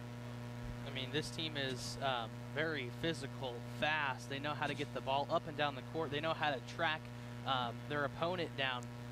And then you talk about Coach Schrumpert. I mean, he knows how to make the best decisions when they need to be made, 5 in, 5 out, keeping the fresh set of legs, just like they did in the girls' game. Very impressed with this Anadarko squad, and I'm going to be curious to see what they're going to do in the second half. Boomers, they got to start knocking down on defense, got to start driving it to the basket like Caleb Luthy's been doing. Just got to get that motivation in our guys right now, because right now I don't feel like we have much confidence, motivation going for us. Well, Anadarko's got that tough, tight man-to-man defense that they play, and you know, you got into. That's one of those things where you've got to get into a continuity offense and try to make some things happen instead of 2 passes and then try to put it up. You're going to have to get into some continuity, set some screens, make some things happen, get some back cuts and things like that. And that's not to say that these Boomers aren't coming out and playing hard. They are all the way up and down the lineup. And here at halftime, right now we've got, let's run down the scoring right quick for the Boomers. Caleb Luthy leads with 8. He's 8 for 10 from the free throw line in the first half. Ethan Neal has 4 points, Carter Reed has 4 points, and Ace Long has a lone 3-pointer. As far as foul trouble goes, Carter Reed really is the only one, as he's got 3, but he played about the last 6 minutes of that second quarter with 3 fouls, so he was able to stay on the floor. For Anadarko, much like the girls, they spread their scoring up and down the lineup. They play 10 players. They go 10 deep, and they're running in and out just as fast as they can. Alex Pabishi has 6 points. Cameron Burt has 10 points. Jordan Cage has 11 points. Jabin Bray with 2. Alex Pabishi with 6. Trenton Walker with 6. Joseph Wesley with 5. Troy Pendarvis with 2. Caleb Shook with 2. And Jacob Posse with 1. So they've got 5, 6, 7, 8, 9, 10, 11 guys that have scored points here in the first half. And, you know, they can all go. We'll talk a little bit more about this one here at halftime. When we come back, we'll take a break. You're listening to Boomer Basketball on Z92.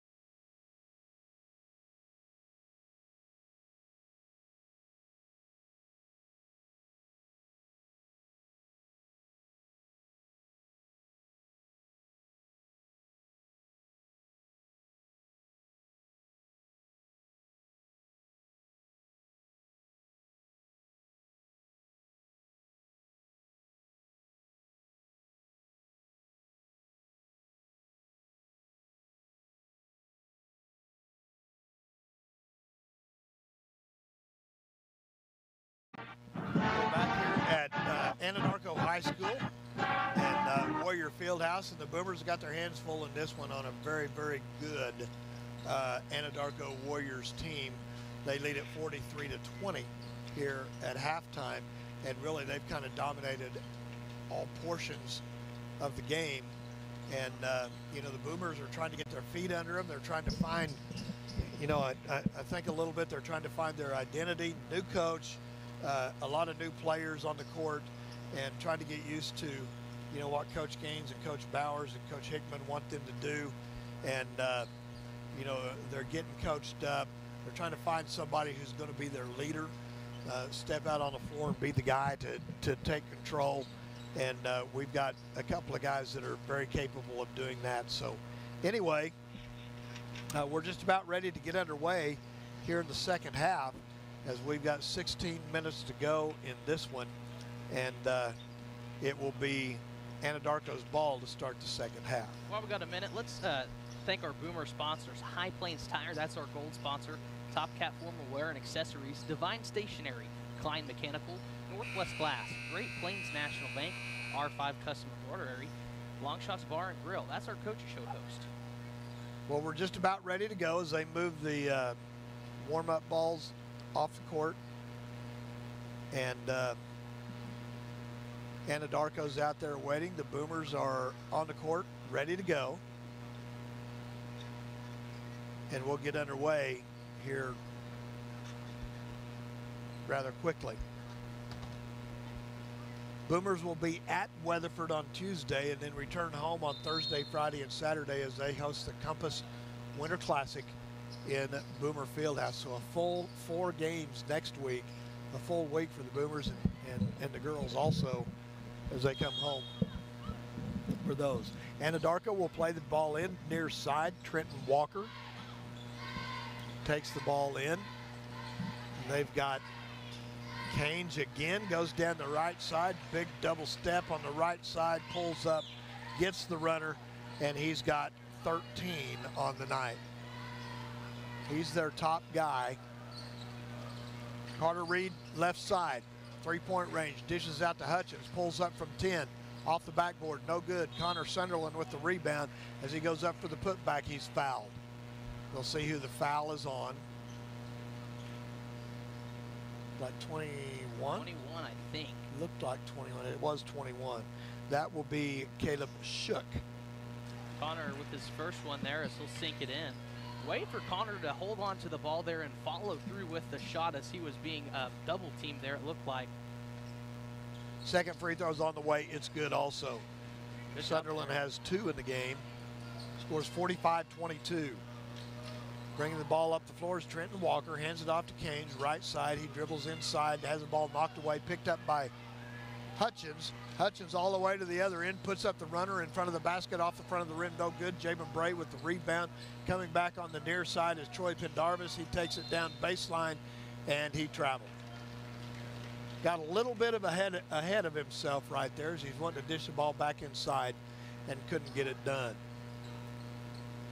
Now Caleb Luthi will bring the ball up the floor, calls the play. Boomers on the move. Screen set by Sunderland High. Luthi dribbles left, pulls up, underhand shot, rebound by Sunderland, blocked from behind, out of bounds. It'll be Boomers ball. Let's see who's we gotta have somebody throw the ball. There we go. High stack inbounds play from the Boomers. Comes to Carter Reed, right baseline, dribbles inside, wanted to pull up from 15. Now he does pull up from 15, front of the rim, no good. Rebound down to Walker. Walker ahead to Pendarvis, who takes it all the way, lays it up off the glass, no good. Rebound in front from Bray. He put it back in, and it's good. 4 points for Bray, 47-22, 6.5 to go, third quarter. Luthi backs out near the midcourt line to call the play. They'll go to the right side to Neal. Neal dribbles inside, lays it up in front of the basket. No good, but he's fouled. Foul may be on Walker. We'll see. You like to see Ethan Neal there with the finger roll to the rim. Unfortunately, it does not go in, but you like to see the contact and him drawing that foul. Foul was on Bray, not Walker. Ethan Neal at the line.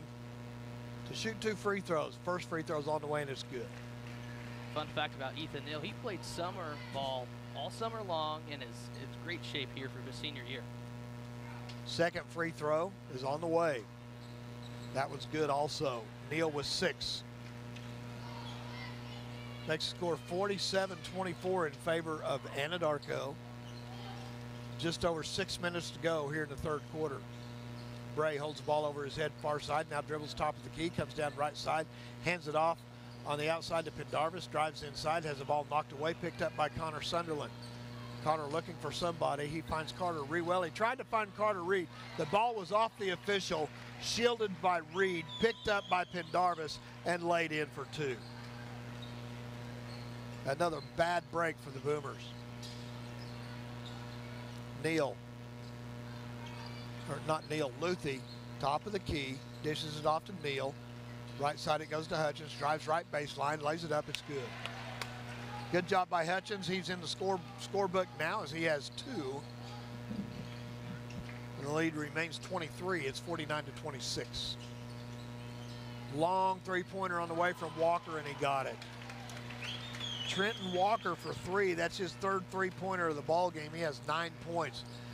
Reed reverses inside, spin move by Hutchins off the back of the rim. Rebound comes down to Trenton Walker. Walker, the long pass ahead off the fingers of Shook. It's picked up by Neal, who did a good job hustling down the floor to pick up that loose ball. Luthi pulls up from 20, top of the key. It's good. Luthi's first points, other than free throws, he has 11. Now Walker drives down, pulls up from 8 in front, a little runner. It's good. Boomers look like they might be getting a little bit tired out there on defense, and as I say that, there's 5 new players for Anadarko up off the bench. Dribbling down inside is Luthi. He kind of takes a little bit of a hit. Took a knee, and I think the foul is going to be called on Walker. Or are they even going to call a foul? I think he took a knee to the thigh. Nope, they're going to give the ball to Anadarko. So Ace Long will check in along with Connor Price. Caleb Luthi and Gabe Hutchins will check out for the Boomers. So they said that he just went down to the floor. I thought he was run over. Here comes Alex Pabishi up the floor. Dribbles to the right side, now reverse pass around on the far side to Jacoby Talent. He's back in the game, has been for a while. Pabishi spin move inside. Shot's no good. Rebound comes down to Isaiah Washington. Knocked away out of bounds by Alex Pabishi. Boomers ball. 4:07 to go, third period. Ball comes into Price. Anadarko has backed their pressure off in the backcourt. Price into the front court, comes to Long, to Reed, top of the key, back to Neal. Neal dribbles inside, pulled up from the free throw line, lost the handle on the ball. They dish it out here outside to Posse, and he throws the ball away into the backcourt. The Burt wasn't where he thought he was going to be, so he just threw it into the backcourt. It's Boomers ball. 3:44 to go, third quarter. Playing the ball in is Reed. Comes to Price, top of the key, back to Reed, dribbles inside, kicks it out to Price, left wing 3, front of the rim, rebound Cameron Burt. Burt looking down the floor, he gets it up ahead to Talent, dishes it back to Burt in the lane. The shot was good, and we got a foul. Count the basket for Posse. And the foul's on Isaiah Washington, his second. Posse's free throw is good. He has 4. Ball's up front to Carter Reed. Reverse dribble, steps inside, puts up the shot. It's good, but there was a whistle. I think they gave him the basket. Yes, they did. So Carter Reed gets the basket. He goes to the line for the and one. Shot off the back of the rim. Rebound comes down to Posse. Up front to Cameron Burt. Now it goes to Joseph Wesley. And Talent has the ball way out front. He'll work one-on-one against Reed. Now the pass goes cross court to Wesley. Back out to Burt. Burt dribbles left. Three-pointer on the way from Posse. No good. Long rebound. Knocked away by Neal. Picked up by Burt. Three-pointer left baseline again. Front of the rim. Knocked out of bounds that time by Jalen Posse. So it'll be Boomers ball. Right now it's Reed, Price, Long, Neal, and Washington in the game for the Boomers. Reed will run the point. Now he gets the ball to Price as they try to break the press. Price dribbles through. Touch foul will become from Jalen Posse. Nope, they're going to call that one on Joseph Wesley. Wesley with his second. It's a fourth team foul. Boomers will play it in near side. Reed gets it into Price. Back to Reed, top of the key. He'll dribble right. Boomers set up. High post Washington. He turns, looks, backs in. Got the ball knocked away out of bounds. Boomers ball under their own basket. Yeah, Washington got lucky there as it went underneath his legs and then kind of rolled off the ankle of one of the Anadarko defenders there. Price will play it in. Spin move by Reed. They get the ball into Reed. He backs in, puts up a 12-footer. Front of the rim, no good. Rebound, Pabishi. He leads Talent. Talent takes it inside. Euro step off the back of the rim. High for the rebound is Ethan Neal. Neal's going to go 1-on-3 on the front end. Lays it up. No good. Front of the rim. Rebound comes down to Cameron Burt. Burt trapped in the corner. Now he gets it to Pabishi. Pabishi picked up by Price. Now they push him back out in between the circles. Anadarko will reset. They have Wesley at the high post. Ball comes near side to Burt. Far side it goes to Pabishi, left wing. Back out top to Talent. Pulled up for three, thought better of it. Gets it back to Pabishi. Pabishi drives inside, and that looked like a walk. He got away with it. Ball puts shot up. Rebound comes down to Ethan Neal, and he'll be fouled by Cameron Burt, and that should be a 2 shots. As that is the 5th foul.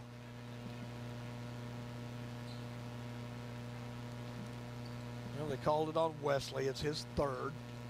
Neal will go to the line to shoot 2. Neal has 6 points in the game. It's 57-31 with 1:49 to go here in the 3rd quarter. Neal's free throws off the back of the rim, rattles on around and falls out. Same lineup. Reed, Neal, Price, Long, and Washington. Back of the rim, rebound comes down to Troy Pendarvis. Pendarvis into the front court. Dribbles right, now takes it back to Walker. Trenton Walker goes to Bray. Bray dribbles down right, and I think we're going to have a foul underneath on Bray. Yep, as he kind of pushed Isaiah Washington to the floor. Yep. And that's going to be an offensive foul, like you said. The Boomers are going to get the ball here. Offensive foul on Jabin Bray.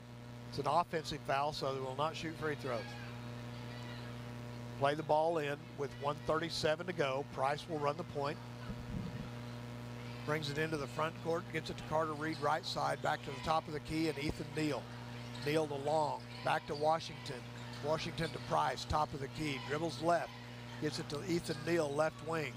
Back out high to Carter Reed, dribbles left, pulls up, 12-footer, got it. Carter Reed for 2, that's 8 points for him. 31 points for the Boomers. Trenton Walker dribbles down, fouled on the floor. Maybe Connor Price, we'll see. There were 2 Boomers there. Yes, it's Connor Price. That's his first foul of the game. We're going to have 3 substitutions here for the Boomers. Connor Sunderland, Gage Hutchins, and Caleb Luthi as Ace Long, Isaiah Washington, and Connor Price check out. So it's Luthi, Reed, Neal, Sunderland, and Hutchins. And then the ball comes inside right in front of the basket to Caleb Shook. He just puts it up and in for his 4th point. Now the ball comes into the front court. They're going to call Connor Sunderland for an offensive foul as he ran over Pendarvis at the free throw line. Under a minute to go here in the third quarter. Boomers still playing tough, trailing a really, really good Anadarko team. Out high to Cange. Cange dumps it high post. And they're going to call Connor Sunderland for a hack. Shook couldn't hold on to the ball. Connor reached in to grab the ball, and they called him for the foul. For Sunderland, that's his third. 14 fouls. Ball comes into Cange, high. Oh, now down inside is Shook. His shot's blocked by Ethan Neal. Rebounded by Luthi all the way to the other end. Lays it up off the right side, no good. Rebound comes down to Caleb Shook. And Ethan Neal, I believe. Neal gets fouled, I believe, by Shook. Ethan was high for the rebound. I hope they call that on 30-something. 30. Cange, that's his third. It's big. Oh. Ethan missed his first one. He's got 6 points. Wait for him to drive to the basket, though, and get the contact here. Second free throw from Neal's off the back of the rim. Long rebound pulled down by Pendarvis. Behind the back, he gets it now back to Trenton Walker, who will walk the ball up the floor. Will be picked up by Carter Reed out high. Cange comes around. They get the ball to him in the corner. Tried to trap him in the corner. He got the ball out of there. Cange, right side. Comes down to Pendarvis. Tried to go inside to Shook. Knocked away by Sunderland. And there we go. That was out of bounds on Anadarko. They pointed Anadarko's ball first, but then they got it right. Sunderland will play it in. Long pass down the floor to Carter Reed. He couldn't save it. And that would have been a beautiful execution right there if that would have went in. But and what a throw. Good idea as Neal and Reed both got behind the defense, and the pass was just a little bit too long. 2.9 seconds to go. Inside to Shook in front of the rim again. No good. Rebound Sunderland, and that's the end of the third quarter with Anadarko leading the Boomers 59-33. Fourth quarter coming up. You're listening to Boomer Basketball on Z92. Get the tire that will see you through the cold.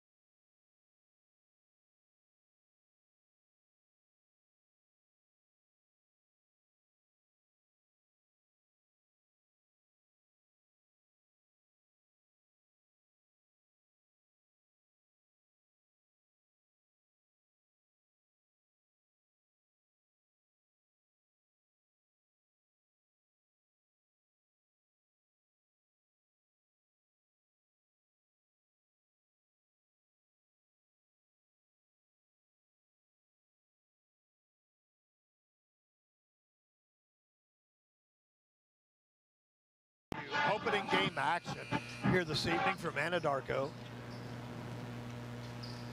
Boomers girls played earlier. They fell to the Lady Warriors 41-27 in a well-played game. Now the Boomers are battling against this really good Anadarko team, and they have the possession to begin the fourth quarter. Ethan Neal has the ball at the top of the key. Carter Reed drives in left side, wants to step back through. He can't. Good defense, gets it to Sunderland. Sunderland back out to Neal. Carter Reed left baseline for three off the top of the backboard. Rebound comes down to Joseph Wesley. Long pass to Pabishi down the floor, but good job, good recovery by Neal and Reed to get back and shut that one down. Over on the far side is passing. And Talent traveled inside as he went in for the shot inside the lane. Boomers play it in. Again, Anadarko backs their defense off in the backcourt. Reed into the front court, or I'm sorry, Luthi into the front court now. Had it knocked away, tracked it down. Luthi goes to Reed, right baseline to Hutchins. Back out to Reed, top of the key, and the ball's knocked away by Pabishi. He went to the floor, picked it up, and traveled. They didn't call it. Bray down the right side, lays it up and in. Pabishi dove on the floor, grabbed the ball, slid about 8 feet, and now we have a travel called against Caleb Luthi with the indecision on the pass. Ben Cheap will check into the game in place of Gage Hutchins. Neal, Cheap, Reed, Luthi, and Sunderland in the game. Talent has the ball in the backcourt and tries to take it down low. Picked up by Joseph Wesley. He puts it in off the backboard, and it's good. Wesley now has 7. Luthi, left wing to Carter Reed. Down low to Sunderland, back out to Reed. Back to Sunderland, baseline, left side. Kicks it back out to Cheap. Right side it goes to Neal. He pulls up from 19, front of the rim, no good. Talent with the rebound. Quickly into the front court, knocked away by Luthi, picked up by Sunderland. Back to Luthi. Boomers have the turnover, and they're on the attack now as they go back the other way with just over 6 minutes to go in the ball game. Luthi steps inside. Scoop layup is blocked out of bounds by Jalen Posse, and it's the Boomers' ball. Team fouls are cleared at the beginning of the quarter. The fourth quarter here, the Boomers have kind of came out more aggressive on the offense. Not so much on the defense, though. Napoleon Camp checks in for Anadarko. Long pass into Luthi. Back near midcourt. He pulls up from 23 off the front of the rim. Rebound, Pabishi, quick pass up the court to Talent. Lays it up in the front. He tried to flush that one down. He didn't get high enough. It was off the front of the rim, and the rebound comes down to Connor Sunderland. Into the front court to Luthi. Knocked away by Pabishi. It's the Boomers' ball. Connor Price will check in place of Luthi. And Canes is back into the ball game for Jacoby Talent for Anadarko.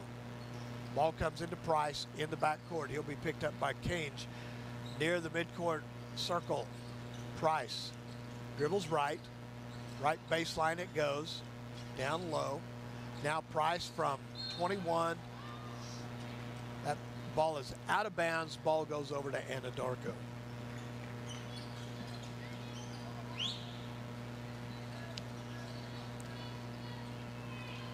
Into the front court is Pabishi. Hands off to Canes. Dribbles right side. Hands it off to Napoleon Camp. Goes inside to Bray. Lays it up off the right side. He's fouled by Sunderland. Connor's fourth. Fortunately, he was under the basket there. Looked like he may have been moving there too. Got too much contact up against him. Got a number 20 on the floor for the Boomers, and I'm not sure who that is. Bray's free throw off the back of the rim, no good. He'll try for his second. You said for the Boomers? Yes. It's Colt Moore, I believe. Who? Colt Moore, I believe. Okay, Colt, well, that's right. You are correct. Now that you say that, I can tell it is. Moore with his first action. Ball goes to Posse. Back to Bray. Canes for 3. Right wing. Back rim. No good. Knocked out of bounds by Anadarko. And the official went down. Man down.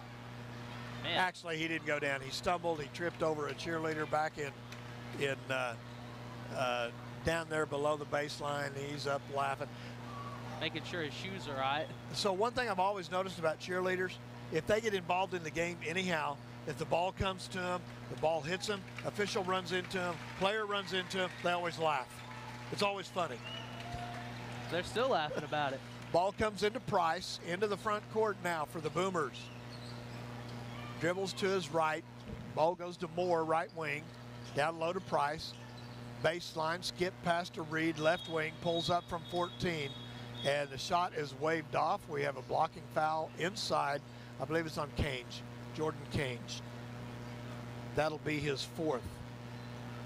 4 guys up again, or all 5 up again off the Anadarko bench. So shuffle them in, shuffle them out, keep them fresh.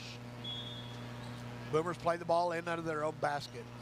Comes into Sunderland at the free throw line, gives it to Moore. Right baseline, it goes to Reed, knocked away. Reed picks it back up, gets it out to Price, to Moore near side. Down low baseline to Cheap. Left wing to Price. Cheap lobs it into Sunderland. Moves left, give and go. Nice dish from Cheap to Colt Moore, and Moore with his first points as a Boomer. 2 points for Colt Moore. Now the ball's thrown out of bounds off the hands of Troy Pendarvis, and the Boomers will have the ball back. It's 63-35. We're just about halfway through the fourth period. Price pushes the ball into the front court. Now it comes to the left side to Carter Reed. Dribbles down to the left ring, reverses his dribble. Sunderland, right baseline, dribbles in, spins, puts up the shot. He traveled. Fortunate there. One Connor. step too many on the reverse step. He's trying to go back in there and finish it off, but unfortunately, like you said, just took one step too many. Trenton Walker will run the point now for Anadarko as we have a fresh 5 in the ball game. Dribbles to the left, guarded by Moore. Puts a shot up, it's good. Good defense by Moore, but it was good defense by Moore. Walker had a really good shot on Moore. Walker now has 13. Pulling up from 18 is Reed. It's off the front of the rim. Rebound comes down to Cameron Burt. Burt inside. It goes to Shook. Tries to go across the baseline to Pendarvis. Knocked out of bounds by Sunderland. Gonna get the first. Cole Reed into the game for the Boomers, the freshman, Carter's younger brother.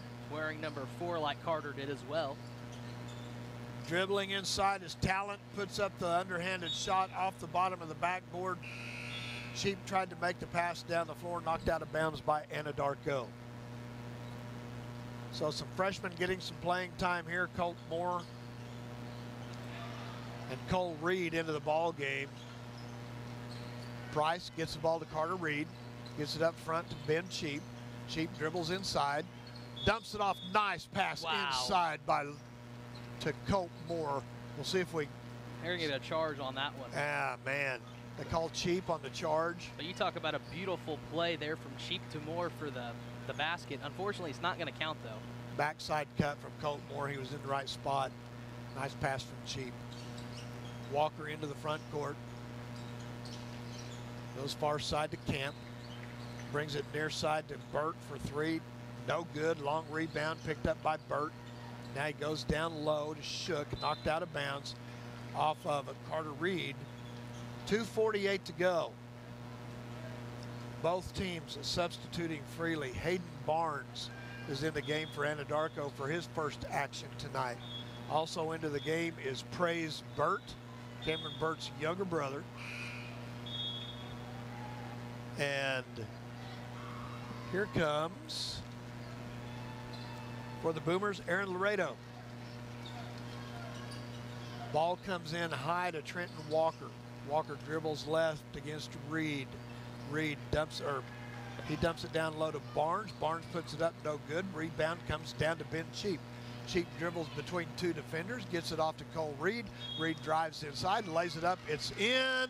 Blocking foul. And they're going to call a block. So Cole Reed is in the books with 2 points. And a foul is called on Praise Burt. It's his first. Free throw is good from Cole Reed. He's got 3.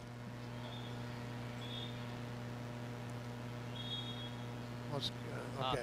Little confusion there. They thought he was going to shoot 2, but they counted the basket, and it gave him the and 1. Everybody was expecting to shoot 2, so they got the points on the board. 65-38 in favor of Anadarko. Walker dribbles down to the right, hands it off to Camp. Camp backs out his dribble, goes to Praise Burt. Burt left side. Walker, 3-pointer, back of the rim, no good. Rebound comes down inside to Hayden Barnes. Gets his own rebound, puts it up again off the back of the rim, rebound, and Connor Price is able to yank it out of there that time. Wow. Ball was batted around a lot. Price puts up a runner from 12 and got it. Beautiful shot there by Connor Price. Right over the top of his man. It's his first bucket of the ball game. That's unusual for Connor. 65-40 is our score. 1:45 to go in the game. Driving inside is Walker. He kicks it out for the 3-pointer from Napoleon Camp, and it's good. Camp with his first basket. He's got 3. And now we're going to Zane Wasson. Bring in another Boomer player, Zane Wasson, the senior. Big, about 6'3" senior. Christian Delaware and Wyatt English will check in for Anadarko. Man, I can't believe what I'm reading here, but they have Zane Wasson listed as 6'5". Well, that doesn't surprise me. He's a big guy.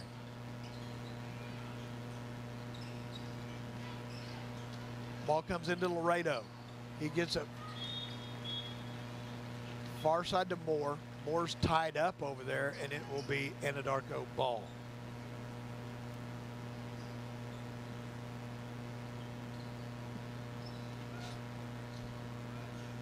Ball comes in. That is Wyatt English, freshman, bringing the ball up. Knocked away by Laredo, out of bounds. Laredo will play the ball in with 1:13 to go. Goes down low to Christian Delaware. Delaware goes out to Camp. Camp cross court to English. English gives it to Praise Burt, who drives inside, tries to lay it up, and he's fouled.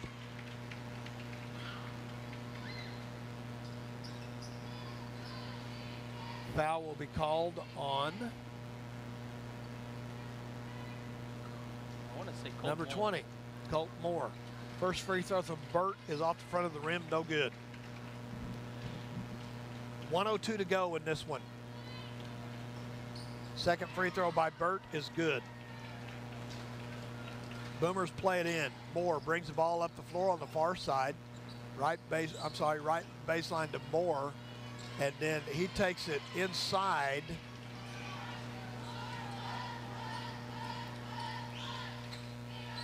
And shot was put up and in by Jake Graff, who has entered the ball game. Kind of snuck in there. So Graff gets his points with a bucket. 35 seconds to go. Graff brings the ball up the floor. Laredo tried to dish it to Laredo down low. Laredo made an opposite cut, and the ball goes out of bounds. 30 seconds to go. Camp running the point. Guarded by Moore. Dish it inside. Moore's going to get a hand check foul. To go. Foul's going to be on Barnes. The ball's blocked from behind, knocked out of bounds. On the near side by Jake Graff. And Praise Burt will play the ball in for Anadarko with 17 seconds to go. Comes out high to Delaware. Delaware drives in on the right side. Stolen away by Colt Moore. On the break, far side, lays it up, left side, it's good. Colt Moore with 2 points. 3 seconds, 2 seconds, 1 second, and that's the ball game here from Anadarko tonight as the Boomers fall to Anadarko Warriors 69-44. We'll take a break. We'll come back. We'll wrap this one up. You're listening to Boomer Basketball on Z92.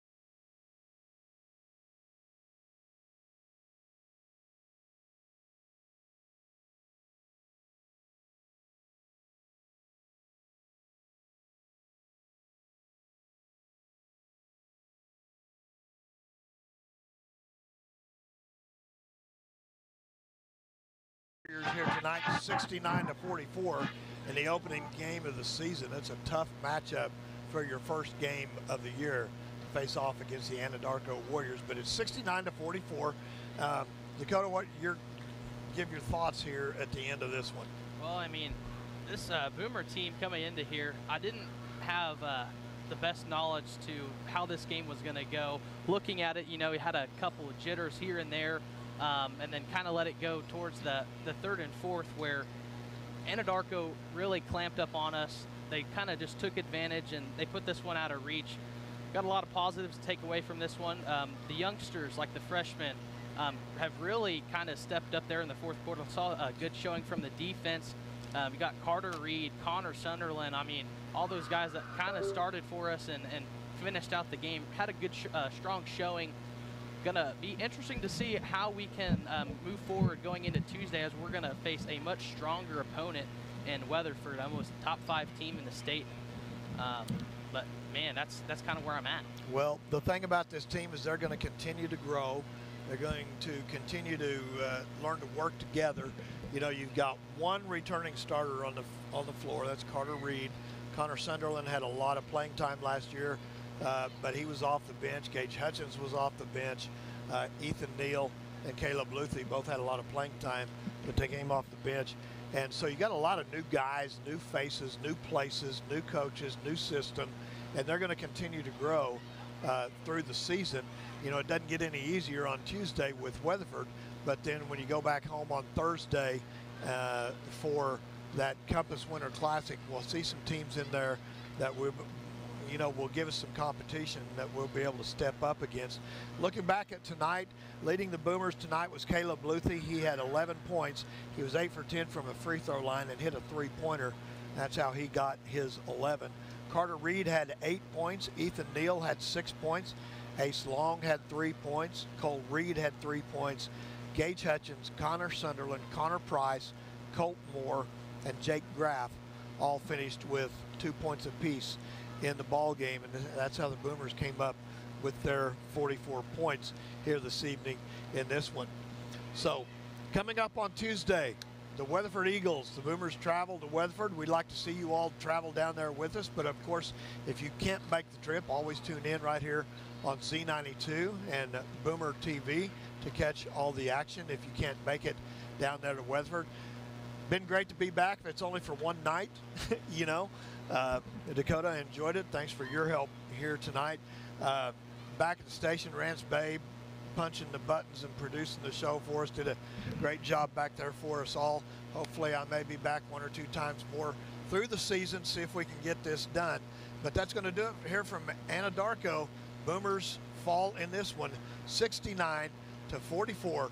Join us again on Tuesday. You've been listening to Boomer Basketball on Z92. You've been listening to Woodward Boomer Sports on News Talk